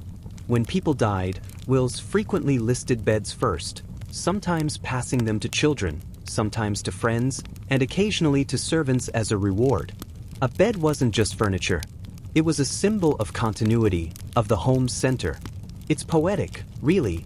In an age obsessed with death and salvation, the bed represented both beginnings and endings, birth, marriage, sickness, and, finally, the last sleep. A different kind of comfort. If there's one thing we can learn from all this, it's that medieval people didn't expect comfort. They accepted discomfort as normal. A little cold, a little noise, a few fleas, all part of existence. Sleep wasn't something to optimize. It was something to endure. And maybe, in a strange way, that made it simpler. They didn't lose sleep over getting enough of it. They just slept. Or didn't. Life went on either way. Church Chapter 10. The monastic sleep experiment, when silence, prayer, and stone floors replaced beds. Monks were the true sleep experimenters of the Middle Ages. If you thought insomnia was a problem for kings and scholars, try living in a monastery, where sleeping too much could be considered sinful, and sleeping too little, impressive piety. In a world devoted to God, sleep wasn't a private, restful act. It was a test of devotion, and the rules were strict. The rule of Saint Benedict. Most monasteries in Western Europe followed the rule of Saint Benedict, written in the 6th century. Benedict was firm about almost everything, including sleep. Monks were allowed sleep only enough to maintain health. Oversleeping was laziness, undersleeping was heroism. The exact amount wasn't fixed, because obviously, God didn't keep a stopwatch. But you were expected to rise for vigils, matins, lauds, and a handful of other prayers that occurred at precise hours through the night. That meant monks often woke multiple times before sunrise, no matter when they went to bed. Sleeping on stone, wood, and straw. Comfort wasn't part of the plan. Beds, where they existed, were simple wooden platforms, often just slightly raised from the floor. In stricter monasteries, monks slept on straw mats, sometimes covered with a thin wool blanket. Luxury was discouraged, it encouraged sin. In some extreme cases, monks were instructed to sleep on the floor. Hard stone was considered purifying, a way to mortify the flesh. You can imagine the groaning, tossing, and turning. And yet they slept, fitfully, uncomfortably, but somehow they slept. Segmented sleep and night vigils. Monks practiced something close to the segmented sleep we saw among ordinary people, but with a holy twist. They would have a first sleep, maybe 2 to 4 hours, then rise for the night office. This could be a couple of hours of chanting, kneeling, or silent meditation. Then, they might return to bed for a second sleep before the morning office. This constant disruption trained the body to operate on very little rest, which, conveniently, also made monks excellent candidates for early rising, daily labor, and spiritual attentiveness. Sleep was never indulgent. It was functional. Sleep as punishment. Some monasteries added creative punishments to discourage laziness in bed. A monk found dozing during daytime prayers or meals might be woken by a bell or rod. Certain ascetic orders encouraged sleeping upright or in awkward positions, ensuring that comfort never distracted from devotion. One extreme example comes from accounts of the Carthusians, who sometimes slept in individual cells with benches so hard you'd need a small crane to lie down comfortably. The hygiene factor. Monastic life also brought unusual sleep hygiene practices. Because monks were up at all hours, they developed routines. Washing faces and hands in cold water, stretching or doing light labor, avoiding heavy food right before bed, in accordance with both health and humility. Some orders even used cold water baths at midnight to ensure alertness during vigils, which of course, made actual sleep less likely. Dreams in the cloister. Sleep-deprived monks often had vivid dreams. Some were interpreted as divine messages. Others were warnings of sin, temptation, or impending death. One 12th century monk wrote about a dream in which he was carried by angels through a river of fire while demons shouted from the banks. He woke up, exhausted, confused, and immediately confessed his sins, just in case. Sleep in monasteries was spiritual as much as it was physical. Every dream, every wakeful moment was an opportunity to meditate, pray, or correct moral failings. The monastic alarm clock. Without modern clocks, monasteries had a simple system to wake monks: bells. Church bells rang at regular intervals to signal prayer, meals, and work. The night bells ensured no one overslept during vigils. Monks also relied on each other. Senior monks might walk the halls, tapping the shoulder of anyone who dozed off, a human alarm clock system that guaranteed neither sloth nor comfort. Napping was sinful or strategic. Short naps or siestas were occasionally allowed, especially after labor or study, but they were strictly regulated. Sleeping beyond what was considered necessary for health was a venial sin, which could accumulate if repeated. Interestingly, some monks learned to nap efficiently. A 20 to 30-minute rest could restore focus without attracting spiritual judgment. These micronaps were essentially the medieval version of corporate power napping, minus the ergonomic chairs. Beds as spiritual anchors. Despite austerity, beds had a subtle symbolic role in monasteries. Some monks prayed at the bedside before sleep, asking for protection from temptation, sin, and spiritual attack. Beds were also practical. A slightly raised wooden platform kept you away from cold stone floors and pests. Even the simple straw mattress had meaning, a reminder of humility, poverty, and devotion. Sleeping wasn't just bodily rest. It was moral and spiritual preparation for the next day. The endurance of sleep-deprived scholars. Monasteries produced some of Europe's most brilliant minds: chroniclers, scientists, and philosophers. Their sleep schedule contributed to this productivity.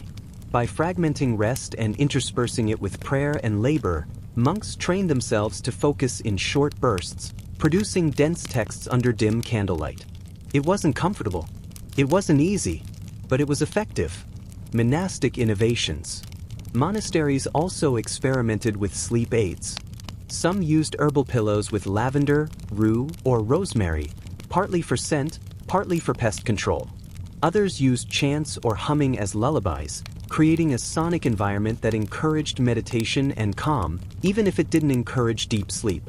These methods spread beyond the cloisters, influencing noble households and even urban middle-class homes. The gentle irony. Here's the quiet irony. The monks, whose lives were supposed to be about rest, contemplation, and communion with God, often slept less than anyone else. Their nights were broken by ritual, obligation, and moral vigilance. Yet somehow they thrived, produced manuscripts, grew herbs, studied the heavens, and occasionally snored into the stone walls. It's a pattern repeated in the medieval world. Sleep was a necessity, but also a responsibility, a trial, and sometimes a moral challenge. Drifting on. So as we leave the silent cloisters, stone floors, hard benches, candlelight flickering against icons, we can feel the strange rhythm of medieval monastic sleep. Interrupted, disciplined, and infused with meaning. Snowflake Chapter 11. Seasonal sleep, the cold nights, and how weather shaped rest. If you thought medieval people slept according to clocks or schedules, think again. Their sleep was a dance with the seasons. The rhythms of nature, light, temperature, and weather guided every night. Winter, the long night. Winter was the real test of endurance. Nights could last up to 14 or 15 hours in northern Europe, and stone cottages or castle chambers weren't exactly well insulated. People relied on fires, furs, and body heat. The wealthy had hearths in every room, feather beds, and warm blankets. The poor huddled together in shared beds, often under straw mattresses and heavy wool cloaks. This wasn't just a comfort issue, it influenced the timing of sleep. People went to bed earlier, often just after sunset, because the cold and darkness made it impossible to do much else. And yet, long nights meant segmented sleep stretched longer. The first sleep might last until 10 or 11 p.m., followed by an hour or two of wakefulness. Enough time to mend clothes, tend the fire, or even perform household chores. Summer, endless light.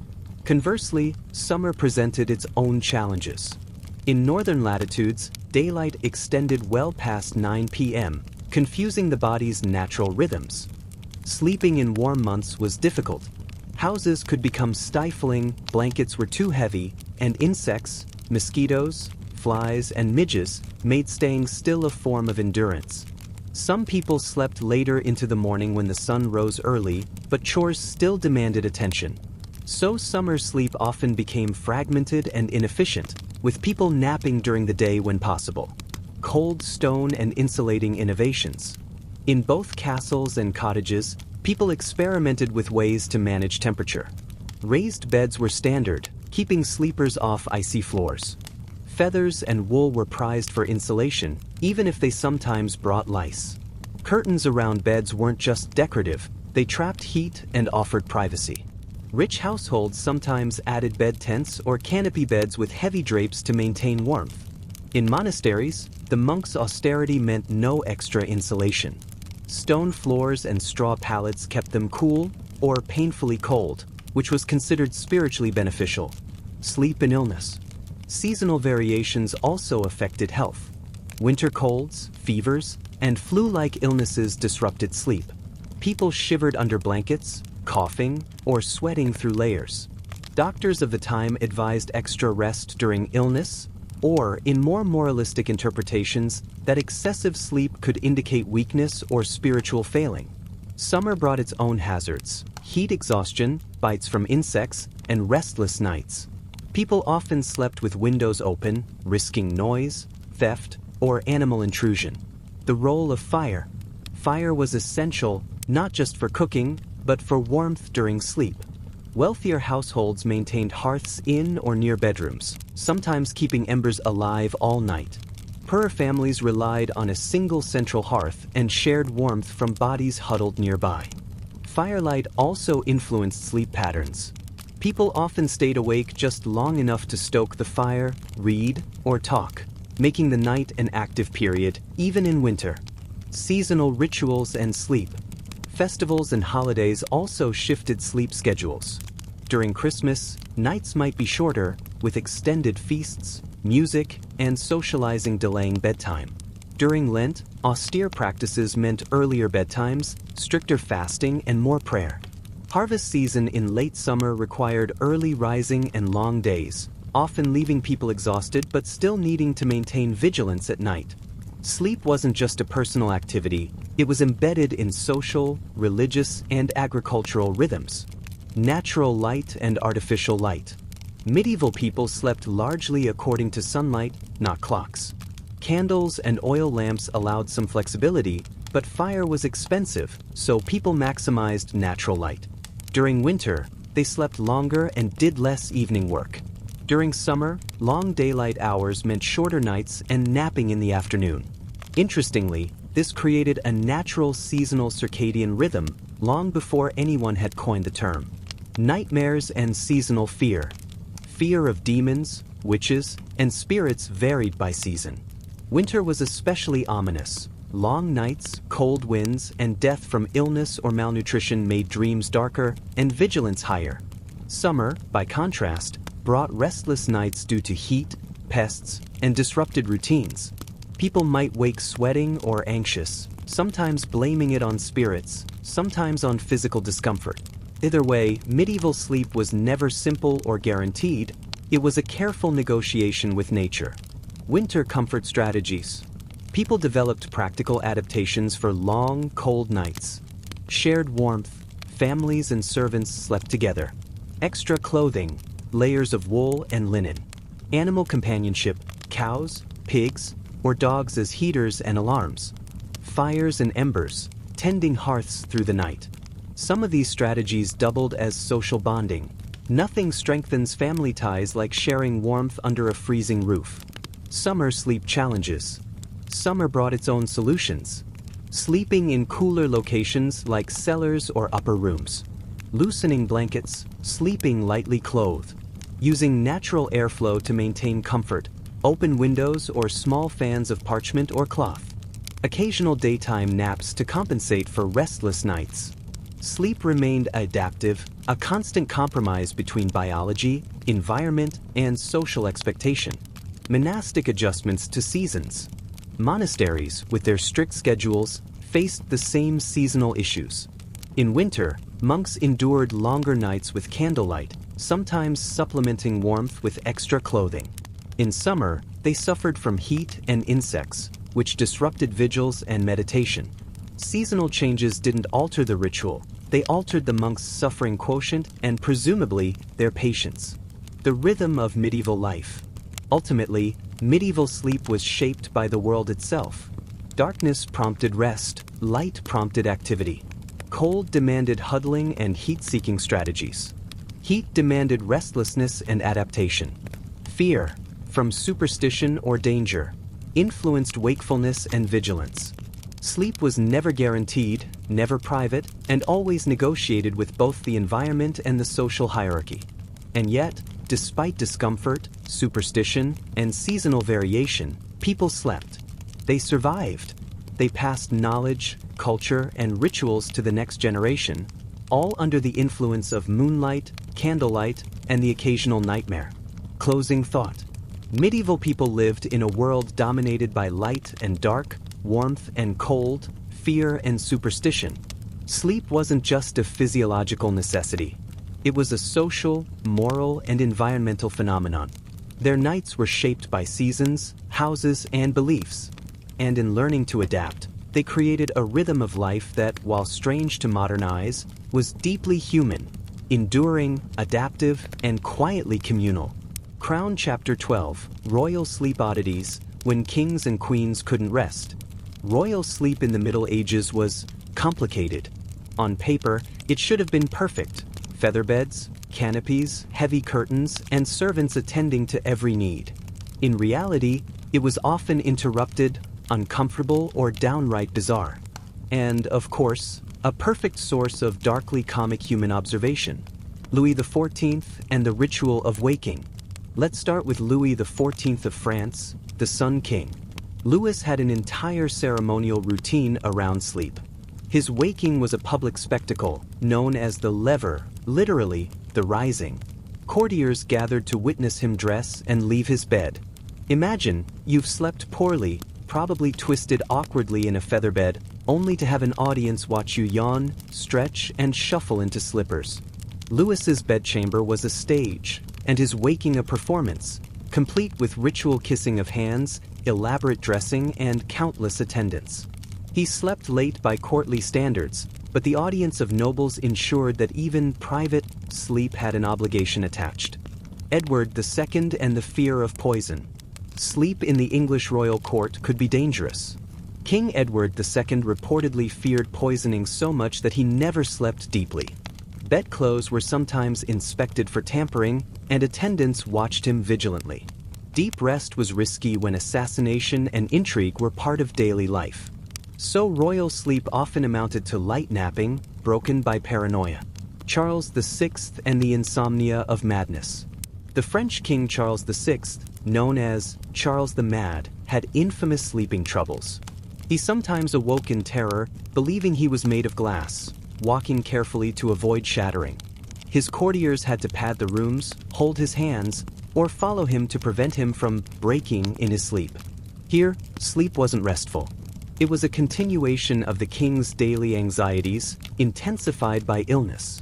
Catherine de' Medici and cold chambers. Catherine de' Medici, Queen of France, reportedly slept in an unusually cold bedroom to maintain her complexion, though some historians suspect she may have been exaggerating for effect. Still, her servants had to adjust blankets, fires, and pillows to ensure she stayed awake just enough to follow her personal beauty rituals. In the end, her sleep was dictated by vanity, superstition, and health advice, a royal version of the insomnia experiment. Henry VIII and the routine of desire. Henry VIII of England had notorious sleeping patterns. He maintained multiple bedrooms, sometimes for health, sometimes for convenience, and often rotated between them. His marriages influenced sleep. Young wives might sleep nearby for supervision or companionship, while older wives were relegated to distant chambers. Some chroniclers note he would walk at night to inspect the palace, disrupting his own sleep in the process. Even kings sometimes treat sleep like work. Peculiar habits across Europe. Many royals shared strange or extreme habits. Frequent waking to drink, eat, or perform prayer. Sleeping upright for health or postural reasons. Beds surrounded by curtains or canopies to avoid drafts, and sometimes ghosts. Unusual companions, from dogs to attendants, who ensured the monarch never slept alone. Royal sleep was rarely private. Chambers were crowded with advisors, servants, and occasionally doctors, all supervising a process meant to be restorative. The irony of luxury. Here's the quiet irony: the more comfortable the bed, the less restful the sleep. Feather beds could cause overheating, heavy curtains trapped air and germs, and multiple attendants meant noise and movement. Kings and queens had resources to fix problems, yet even the wealthiest slept poorly because status demanded ritual, security, and observation. Insomnia as power. Some monarchs weaponized sleep, or the lack of it.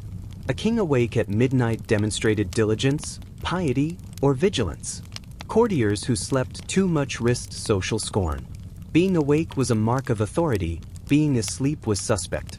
In this way, sleep became another instrument of hierarchy, a private act turned public duty. The influence on decision-making. Interrupted sleep also influenced royal decisions. A weary, sleep-deprived monarch might sign edicts hastily, misremember alliances, or trust advisors too implicitly. Chronic insomnia could affect diplomacy, military planning, and succession. Sleep, or the lack of it, was not merely personal, it was political. Patterns of peculiar rest. Some common royal patterns emerged. Segmented sleep, like peasants, but highly ritualized. Sleep with attendants or advisors present, ensuring both security and supervision. Unusual timing, sometimes nap-heavy, sometimes vigil-heavy. Environmental control, like temperature, bedding, or scent, to optimize comfort or perceived comfort. Ritualistic awakening, transforming the simple act of waking into a performance of power. The human side. Despite grandeur, these stories remind us that royals were human. They feared death in sleep. They feared nightmares, assassination, or divine punishment. They struggled with anxiety, illness, and the limitations of their own bodies. Their beds were stages, but their bodies were vulnerable, fragile, and often oddly overprotected. Drifting away. As we leave the gilded bedrooms, feather beds, and velvet curtains, we notice a common thread. Sleep in the Middle Ages, whether among peasants, monks, or monarchs, was rarely simple. Medical Symbol Chapter 13. Sleep and Sickness. When rest was medicine. In the Middle Ages, sleep wasn't just a nightly ritual, It was a tool, a remedy, and occasionally a risk factor. People believed that how, when, and where you slept could heal the body, protect the soul, or, if done wrong, worsen illness. Medicine and superstition were inseparable, and sleep often occupied the gray zone between them. Sleep as the first cure. The most basic medical advice for the sick was simple: sleep more. Doctors recommended long rest for fevers, exhaustion, and post-injury recovery. Chroniclers often describe plague victims who lay down and could not rise, and while we interpret that as lethargy or illness, medieval observers framed it as necessary recovery. Monks and physicians alike wrote that sleep allowed the body to balance the humors, blood, phlegm, black bile, and yellow bile. Too much wakefulness could aggravate hot or cold conditions. Too much sleep could stagnate the body's energy. So sleep was simultaneously preventive and curative, depending on how well you judged it. Fevers and night disruption. Illness complicated natural sleep rhythms. Fevered patients often slept intermittently, waking drenched in sweat or shaking from chills. Physicians might prescribe cooling pillows, wet cloths, or adjusting bedding to help regulate temperature. Herbs like lavender, rosemary, and thyme were stuffed into pillows to calm the mind and body. Even the position of the sleeper mattered. Side or back, head elevated, legs bent. Different positions were thought to help different humors or prevent worsening symptoms. Plague and sleep fear. During epidemics, particularly the Black Death in the 14th century, sleep became a fraught experience. People feared that lying down could make death permanent, or that spirits of the dead might haunt the sick. Chroniclers describe patients trembling as they attempted rest, surrounded by attendants or clergy who murmured prayers, sprinkled holy water, or applied protective charms. Sleep was both essential and terrifying, necessary for recovery, yet laden with spiritual and mortal risk. Medicinal sleep aids. Herbs and potions were common sleep aids. Poppies, early opium use, for drowsiness. Valerian for calming nerves. Chamomile and hops for mild sedation. These were administered as teas, infusions, or sometimes added to pillows. Doctors cautioned, however, too much of these remedies could suppress the humors excessively, leading to weakness, fainting, or worse. Sickness and segmented sleep. Segmentation wasn't just for healthy people.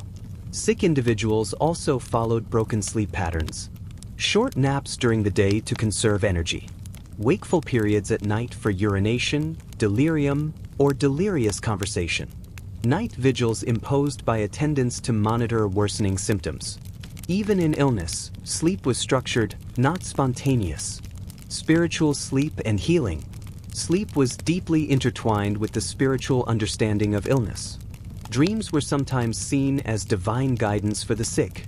Prayers during first and second sleep could influence recovery. Visiting a shrine and sleeping there overnight, known as incubation, was thought to bring healing visions.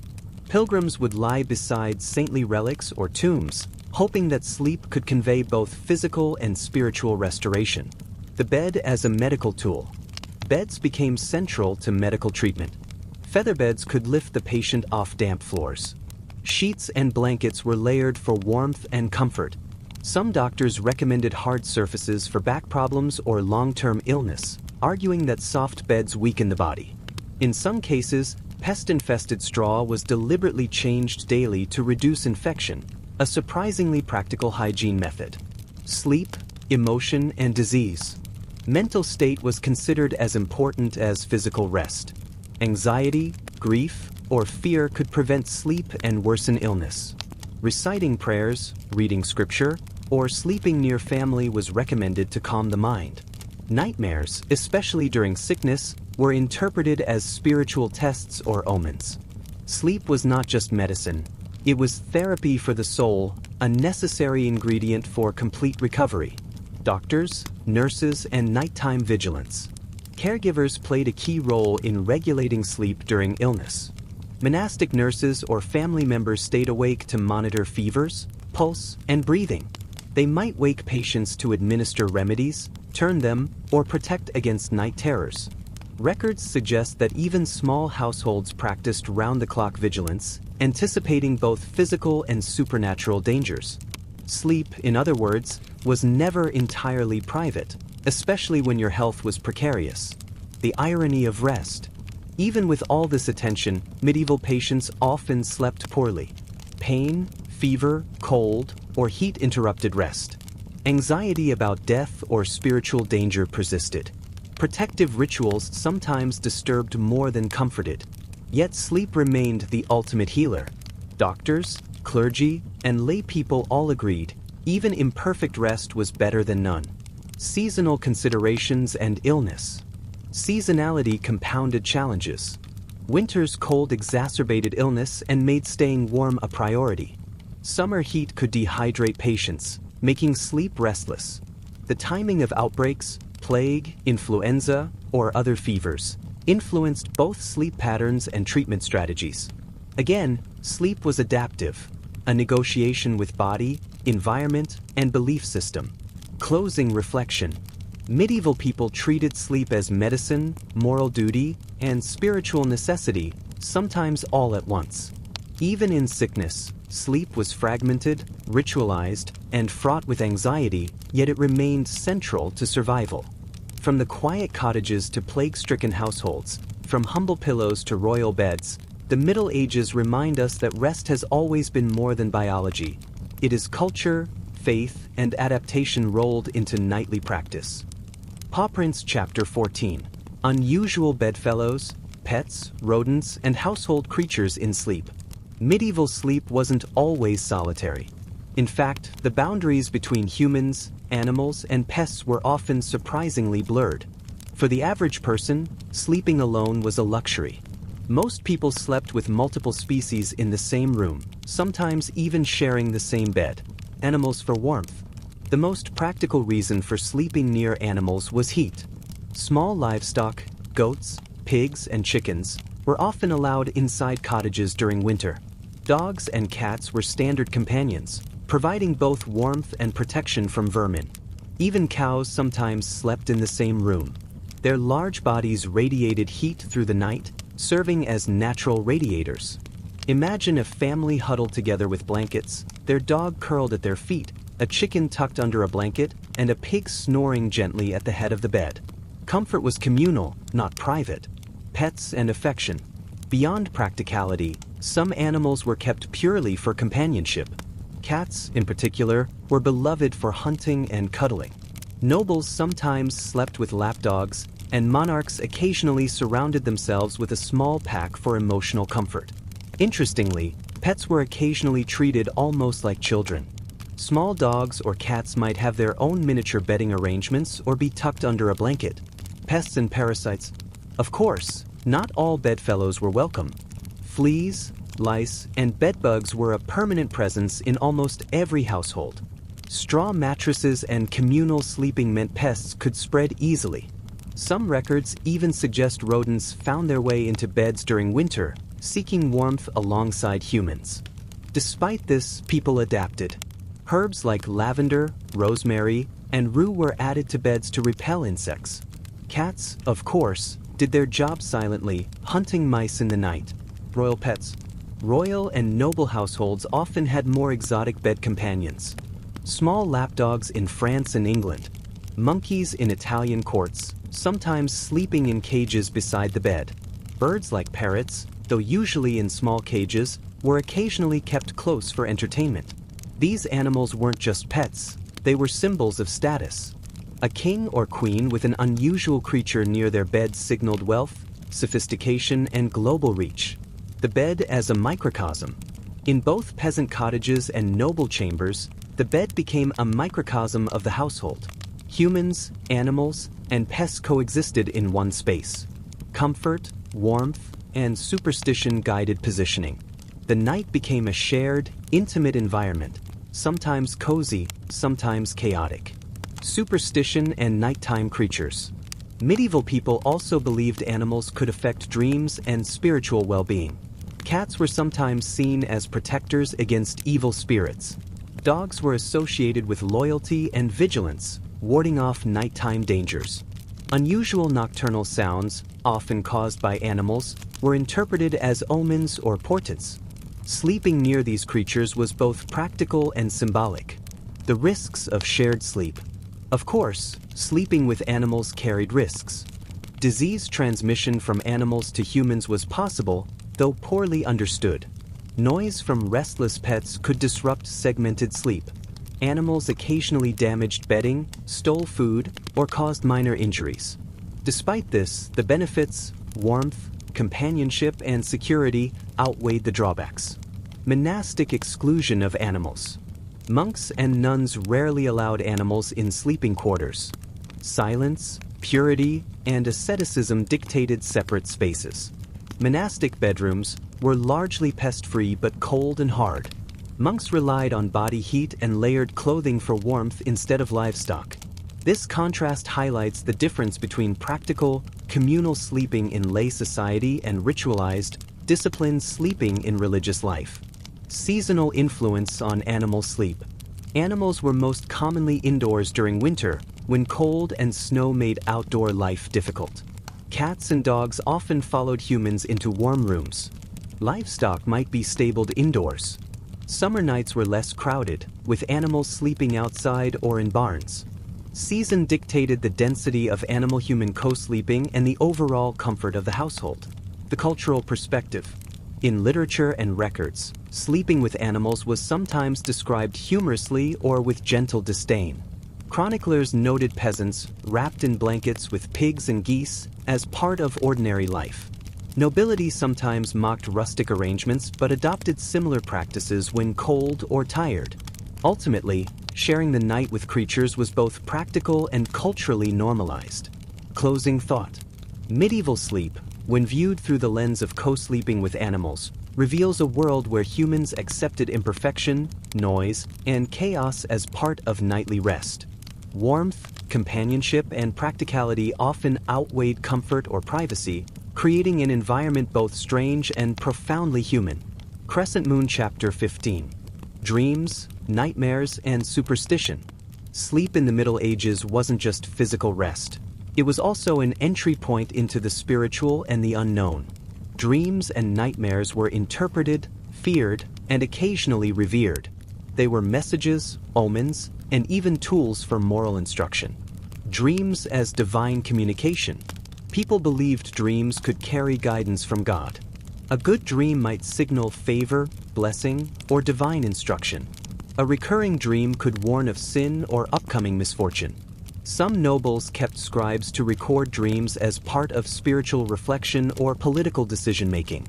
The interpretation of dreams was considered serious business. Clerics and scholars would consult texts like Oniricritica, a compilation of dream meanings, to discern hidden truths. Nightmares and the devil. Of course, not all dreams were pleasant. Nightmares were commonly attributed to supernatural causes. The devil was blamed for terrifying visions. Incubus and succubus myths explain certain nocturnal experiences, especially sleep paralysis or erotic dreams. Possession, witchcraft, or curses were sometimes invoked when nightmares persisted.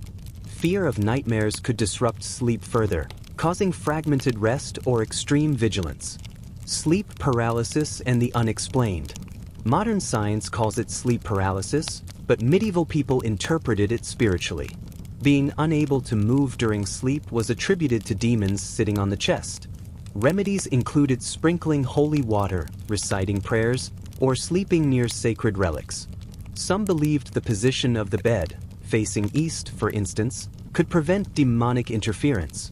Sleep was not merely rest, it was a spiritual battleground for mind and body. Dreams and medicine. Dreams were also seen as diagnostic tools. Physicians sometimes asked about dreams to determine the state of the humors. A vivid dream of fire might indicate a hot imbalance. Cold, dark dreams might suggest phlegm or melancholy. Patients were advised to record dreams in the hope of revealing hidden medical conditions. In this sense, sleep was both therapeutic and investigatory. Nighttime rituals for safe sleep. People developed numerous rituals to protect themselves during sleep, placing rosary beads, charms, or amulets under pillows, sleeping with the Bible, psalms, or protective verses, burning incense or herbs like sage to ward off evil spirits. Bed placement near walls or away from doors to prevent ghostly intrusion. These practices reflected the blurring of superstition and daily life, with spiritual protection inseparable from physical rest. Dreams in literature. Medieval texts are filled with references to dreams. Chaucer's Canterbury Tales frequently notes prophetic or disturbing dreams. Chronicles recount kings and nobles receiving omens in sleep, influencing battles or alliances. Hagiographies, stories of saints, often describe visions occurring in dreams, blending sleep with moral instruction. Literature suggests that people spent as much mental energy on dreams as on waking life. Seasonal and environmental influences. Dreams and nightmares were also influenced by season and environment. Winter's long nights and cold might provoke vivid, sometimes terrifying dreams. Summer heat and insects could cause restless, uncomfortable sleep, amplifying anxiety in dreams. Illness, hunger, or exhaustion often produced strange or hallucinatory experiences. In other words, sleep was never a neutral experience. The mind remained active, interpreting both the internal and external worlds. Children and dreams. Children were thought to be especially susceptible to supernatural influence in sleep. Nightmares were often attributed to demons or spirits preying on innocence. Parents and caretakers might recite prayers, sprinkle holy water, or place charms near the bed. Sometimes children slept with adults or older siblings to provide protection, practical and spiritual at once. Dreams, then, were socially regulated as well as personally experienced. Nobility and dream recording. Among the elite, dreams could shape political and personal decisions. Kings and queens sometimes consulted clerics to interpret dreams before battles or treaties. Dream journals, though rare, existed in some courts. A prophetic dream could justify a marriage, declare war, or even punish a rival. Sleep was both private and consequential. The irony of medieval belief. Despite all precaution and ritual, dreams remained unpredictable. A holy man might have a terrifying vision of hell. A peasant might dream of abundance and wake to empty cupboards. Sleep was both restorative and morally significant, a paradox the medieval mind accepted without complaint. Nightmares as social commentary. Some chroniclers used nightmares as satire or moral critique. Tales of greedy nobles tormented by rats or swarming vermin in dreams symbolized sin. Religious visions in dreams encouraged repentance, humility, or obedience. Nightmares were warnings, entertainment, and instruction, all rolled into one. Sleep, then, was cultural as well as biological, shaping and reflecting social values. Closing reflection. In medieval Europe, sleep was never neutral. It carried spiritual, moral, and practical weight. Dreams could heal, frighten, or instruct. Nightmares could teach, warn, or inspire. Sleep was a landscape where the body rested and the mind wandered, where superstition intertwined with necessity, and where every night carried the possibility of divine or diabolical intrusion. As we leave the shadowed world of dreams, we can feel the medieval night as alive, intricate, and profoundly human. Bed Chapter 16. The evolution of sleep furniture, from straw to canopy. In the Middle Ages, where you slept mattered almost as much as how you slept. A bed was more than a place to rest. It was a symbol of status, a tool for warmth, and sometimes a stage for ritual. Peasant sleeping arrangements. For most people, sleeping was practical and minimal. Straw mattresses were standard. A simple wooden frame or even the floor would support a layer of straw. Blankets, furs, and coarse linens were added in winter for warmth. Beds were often shared. Family members huddled together for both heat and space efficiency. These arrangements were rarely private. The entire household, including sometimes livestock, might occupy a single room. Despite the simplicity, people adapted cleverly, layering straw, rotating bedding for warmth, and using body heat efficiently. Comfort was secondary to survival and warmth. Rise of the wooden bed. Over time, wooden frames became more common. Simple planks elevated sleepers off the cold floor. Wealthier households added headboards and footboards, both for structure and decoration. Beds became slightly wider and longer, accommodating more space or multiple sleepers. Even in rural areas, wood frames improved hygiene and comfort slightly. Nobility and feather beds. Among the elite, bedding became a symbol of luxury and status. Feather mattresses were highly prized, often imported or stuffed from swans and geese. Layers of blankets, sheets, and furs created a bed that was almost entirely soft, a stark contrast to the hard straw of the peasantry. Bed curtains or canopies provided warmth, privacy, and protection from drafts or pests. The noble bed was more than comfort, it was a display of wealth and refinement. Canopy beds. Canopy beds became increasingly popular among the wealthy. Heavy curtains surrounded the bed, sealing in warmth and softening light from torches or candles. They offered privacy in crowded castles or palaces. Canopies could be richly embroidered, signaling status, power, or taste. These beds were not just practical, they were stages for ceremonial waking and sleeping, particularly for royalty and nobility. Monastic simplicity. Monks and nuns followed a very different philosophy. Beds were austere, simple wooden frames or pallets with straw. Privacy and luxury were minimized in favor of discipline and spiritual focus. Even in winter, monks often endured thin bedding and cold floors, a conscious rejection of comfort. Here, the bed was functional and moral, not decorative or luxurious. Seasonal adjustments. Beds adapted to the season. Winter, extra furs, blankets, and shared bedding provided warmth. Summer, bedding was lighter. Feather beds could be stifling, so linen sheets or thin blankets were preferred. In wealthier homes, servants adjusted bedding nightly to maintain comfort and hygiene. Pest management and bedding. Pests influenced the evolution of sleeping arrangements. Straw was changed regularly to reduce lice and fleas. Cats were encouraged to sleep nearby to control rodents. Canopies and curtains provided some protection from insects and drafts. Even the most luxurious beds had to account for hygiene and protection, though understanding of germs was minimal. Beds as social spaces. In many households, beds were multifunctional. Sleeping space by night, seating by day. Guests sometimes shared beds, particularly in inns or crowded homes. Noble beds could accommodate children, attendants, or even small animals.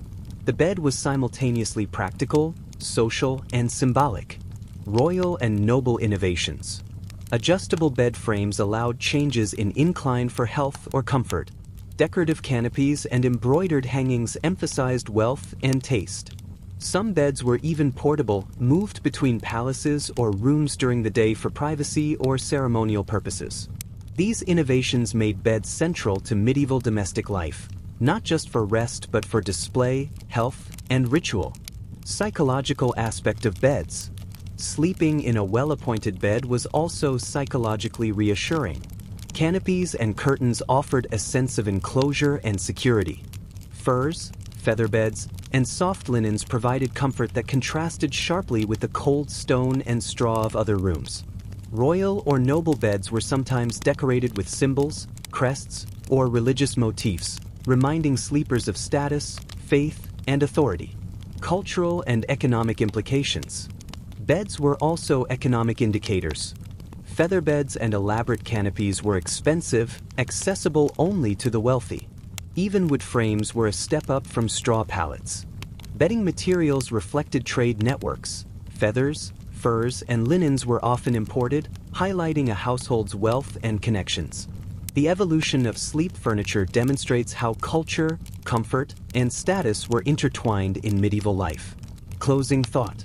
From humble straw to luxurious canopy beds, the medieval bed was a reflection of social hierarchy, practical necessity, and personal comfort.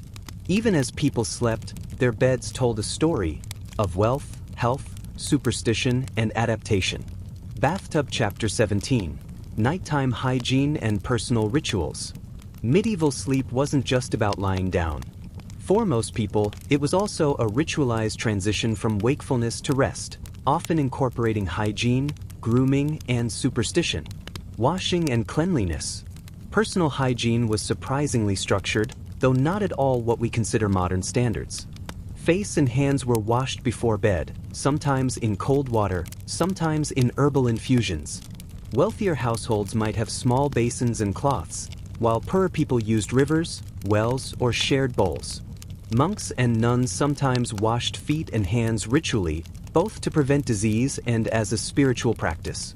Bathing wasn't nightly, it was expensive and time-consuming. But even minimal washing created a sense of order and preparation for sleep. Hair and grooming. Hair care was part of the nighttime routine for both practical and symbolic reasons. Long hair could harbor lice, so combing was necessary before bed. Women often braided or pinned hair to keep it tidy overnight. Men sometimes shaved partially or maintained short hair, particularly in religious orders. These routines were partly about cleanliness, partly about ritual discipline, and occasionally about appearance for the next day. Clothing and bedwear. People often changed into night garments. Linen shifts were common, worn under outer clothing or in place of it. Wealthier individuals had dedicated nightshirts or gowns. Monks and nuns usually wore robes or shifts even during sleep, maintaining modesty and simplicity. Changing for bed marked a psychological transition, a signal to body and mind that it was time to rest. Bedside rituals. Bedtime often included rituals. Prayers or psalms were recited aloud or silently. Holy water, amulets, or charms were placed near the bed to ward off spirits or disease. Some people slept with candles or lamps burning to illuminate darkness, though fire risk was constant. These rituals blended spiritual protection with practical comfort. Even a child's bedtime might involve blessing the bed or saying prayers. Food, drink, and sleep. Evening meals influenced sleep routines. Heavy foods could disrupt rest, so some people ate lightly before bed. Wine or ale in moderation was common, both for warmth and relaxation. Certain herbs or teas, like chamomile or lavender, were used to calm the body and encourage sleep. Food, drink, and herbs were both functional and ritualistic, preparing the body for nightly rest. Bed preparation. Beds themselves were carefully arranged. Straw or feather mattresses were fluffed or turned. Blankets and furs were layered for warmth. Canopies and curtains were adjusted to block drafts, insects, or unwanted eyes. In wealthier households, servants prepared the bed meticulously, a nightly choreography that enhanced comfort and hygiene. Seasonal hygiene adjustments. Season influenced bedtime routines. Winter required additional washing, layering, and warming rituals to prevent illness. Summer favored lighter clothing, fewer layers, and sometimes sleeping near open windows or outdoors. Even in poor households, adaptations were made according to temperature, pests, and resources. Nighttime spirituality. Rituals before sleep weren't just practical, they were deeply spiritual. Reciting prayers, blessing the bed, or sprinkling holy water reinforced moral order. Dreams and nighttime visions were anticipated, so protective measures were psychologically comforting. The boundary between hygiene, superstition, and spirituality was blurred. Washing hands might cleanse the body and symbolically prepare the soul. Children and bedtime rituals. Children's bedtime was carefully monitored. Night prayers, blessings, or protective charms were standard. Caretakers might comb hair, tuck in blankets, or recite stories. Infants sometimes slept with adults for warmth and supervision. Even in sleep, children were under adult care, both practical and spiritual. Nobility versus commoners. Differences in routines were largely dictated by resources. Nobility had servants to wash, comb, and prepare beds. Commoners performed tasks themselves, often in dim light or cramped quarters. Monks followed austere, uniform routines dictated by religious order. Despite differences, the structure of nightly preparation was consistent. Wash, groom, arrange bed, pray, and rest. Closing reflection. Medieval nighttime hygiene and rituals reveal a world where sleep was cultivated, not accidental. Cleanliness, grooming, and protective measures were intertwined with superstition, health, and comfort. Bedtime was a transition from activity to rest, body to mind, worldly concerns to spiritual awareness. Even small actions, washing hands, combing hair, arranging bedding, reflected both care and culture. Sleep was more than lying down. It was a carefully orchestrated passage, a nightly ritual that balanced hygiene, belief, and human need. Houses, Chapter 18. Sleeping in crowds, dormitories, inns, and shared beds. In the Middle Ages, sleeping alone was often a luxury. Most people, especially the poor, travelers, and students, shared their sleeping space with others, sometimes in close quarters that modern sensibilities would find almost unimaginable. Peasant households. For the average rural household, space was limited. Entire families often slept in one room, huddled on straw mattresses or simple wooden beds.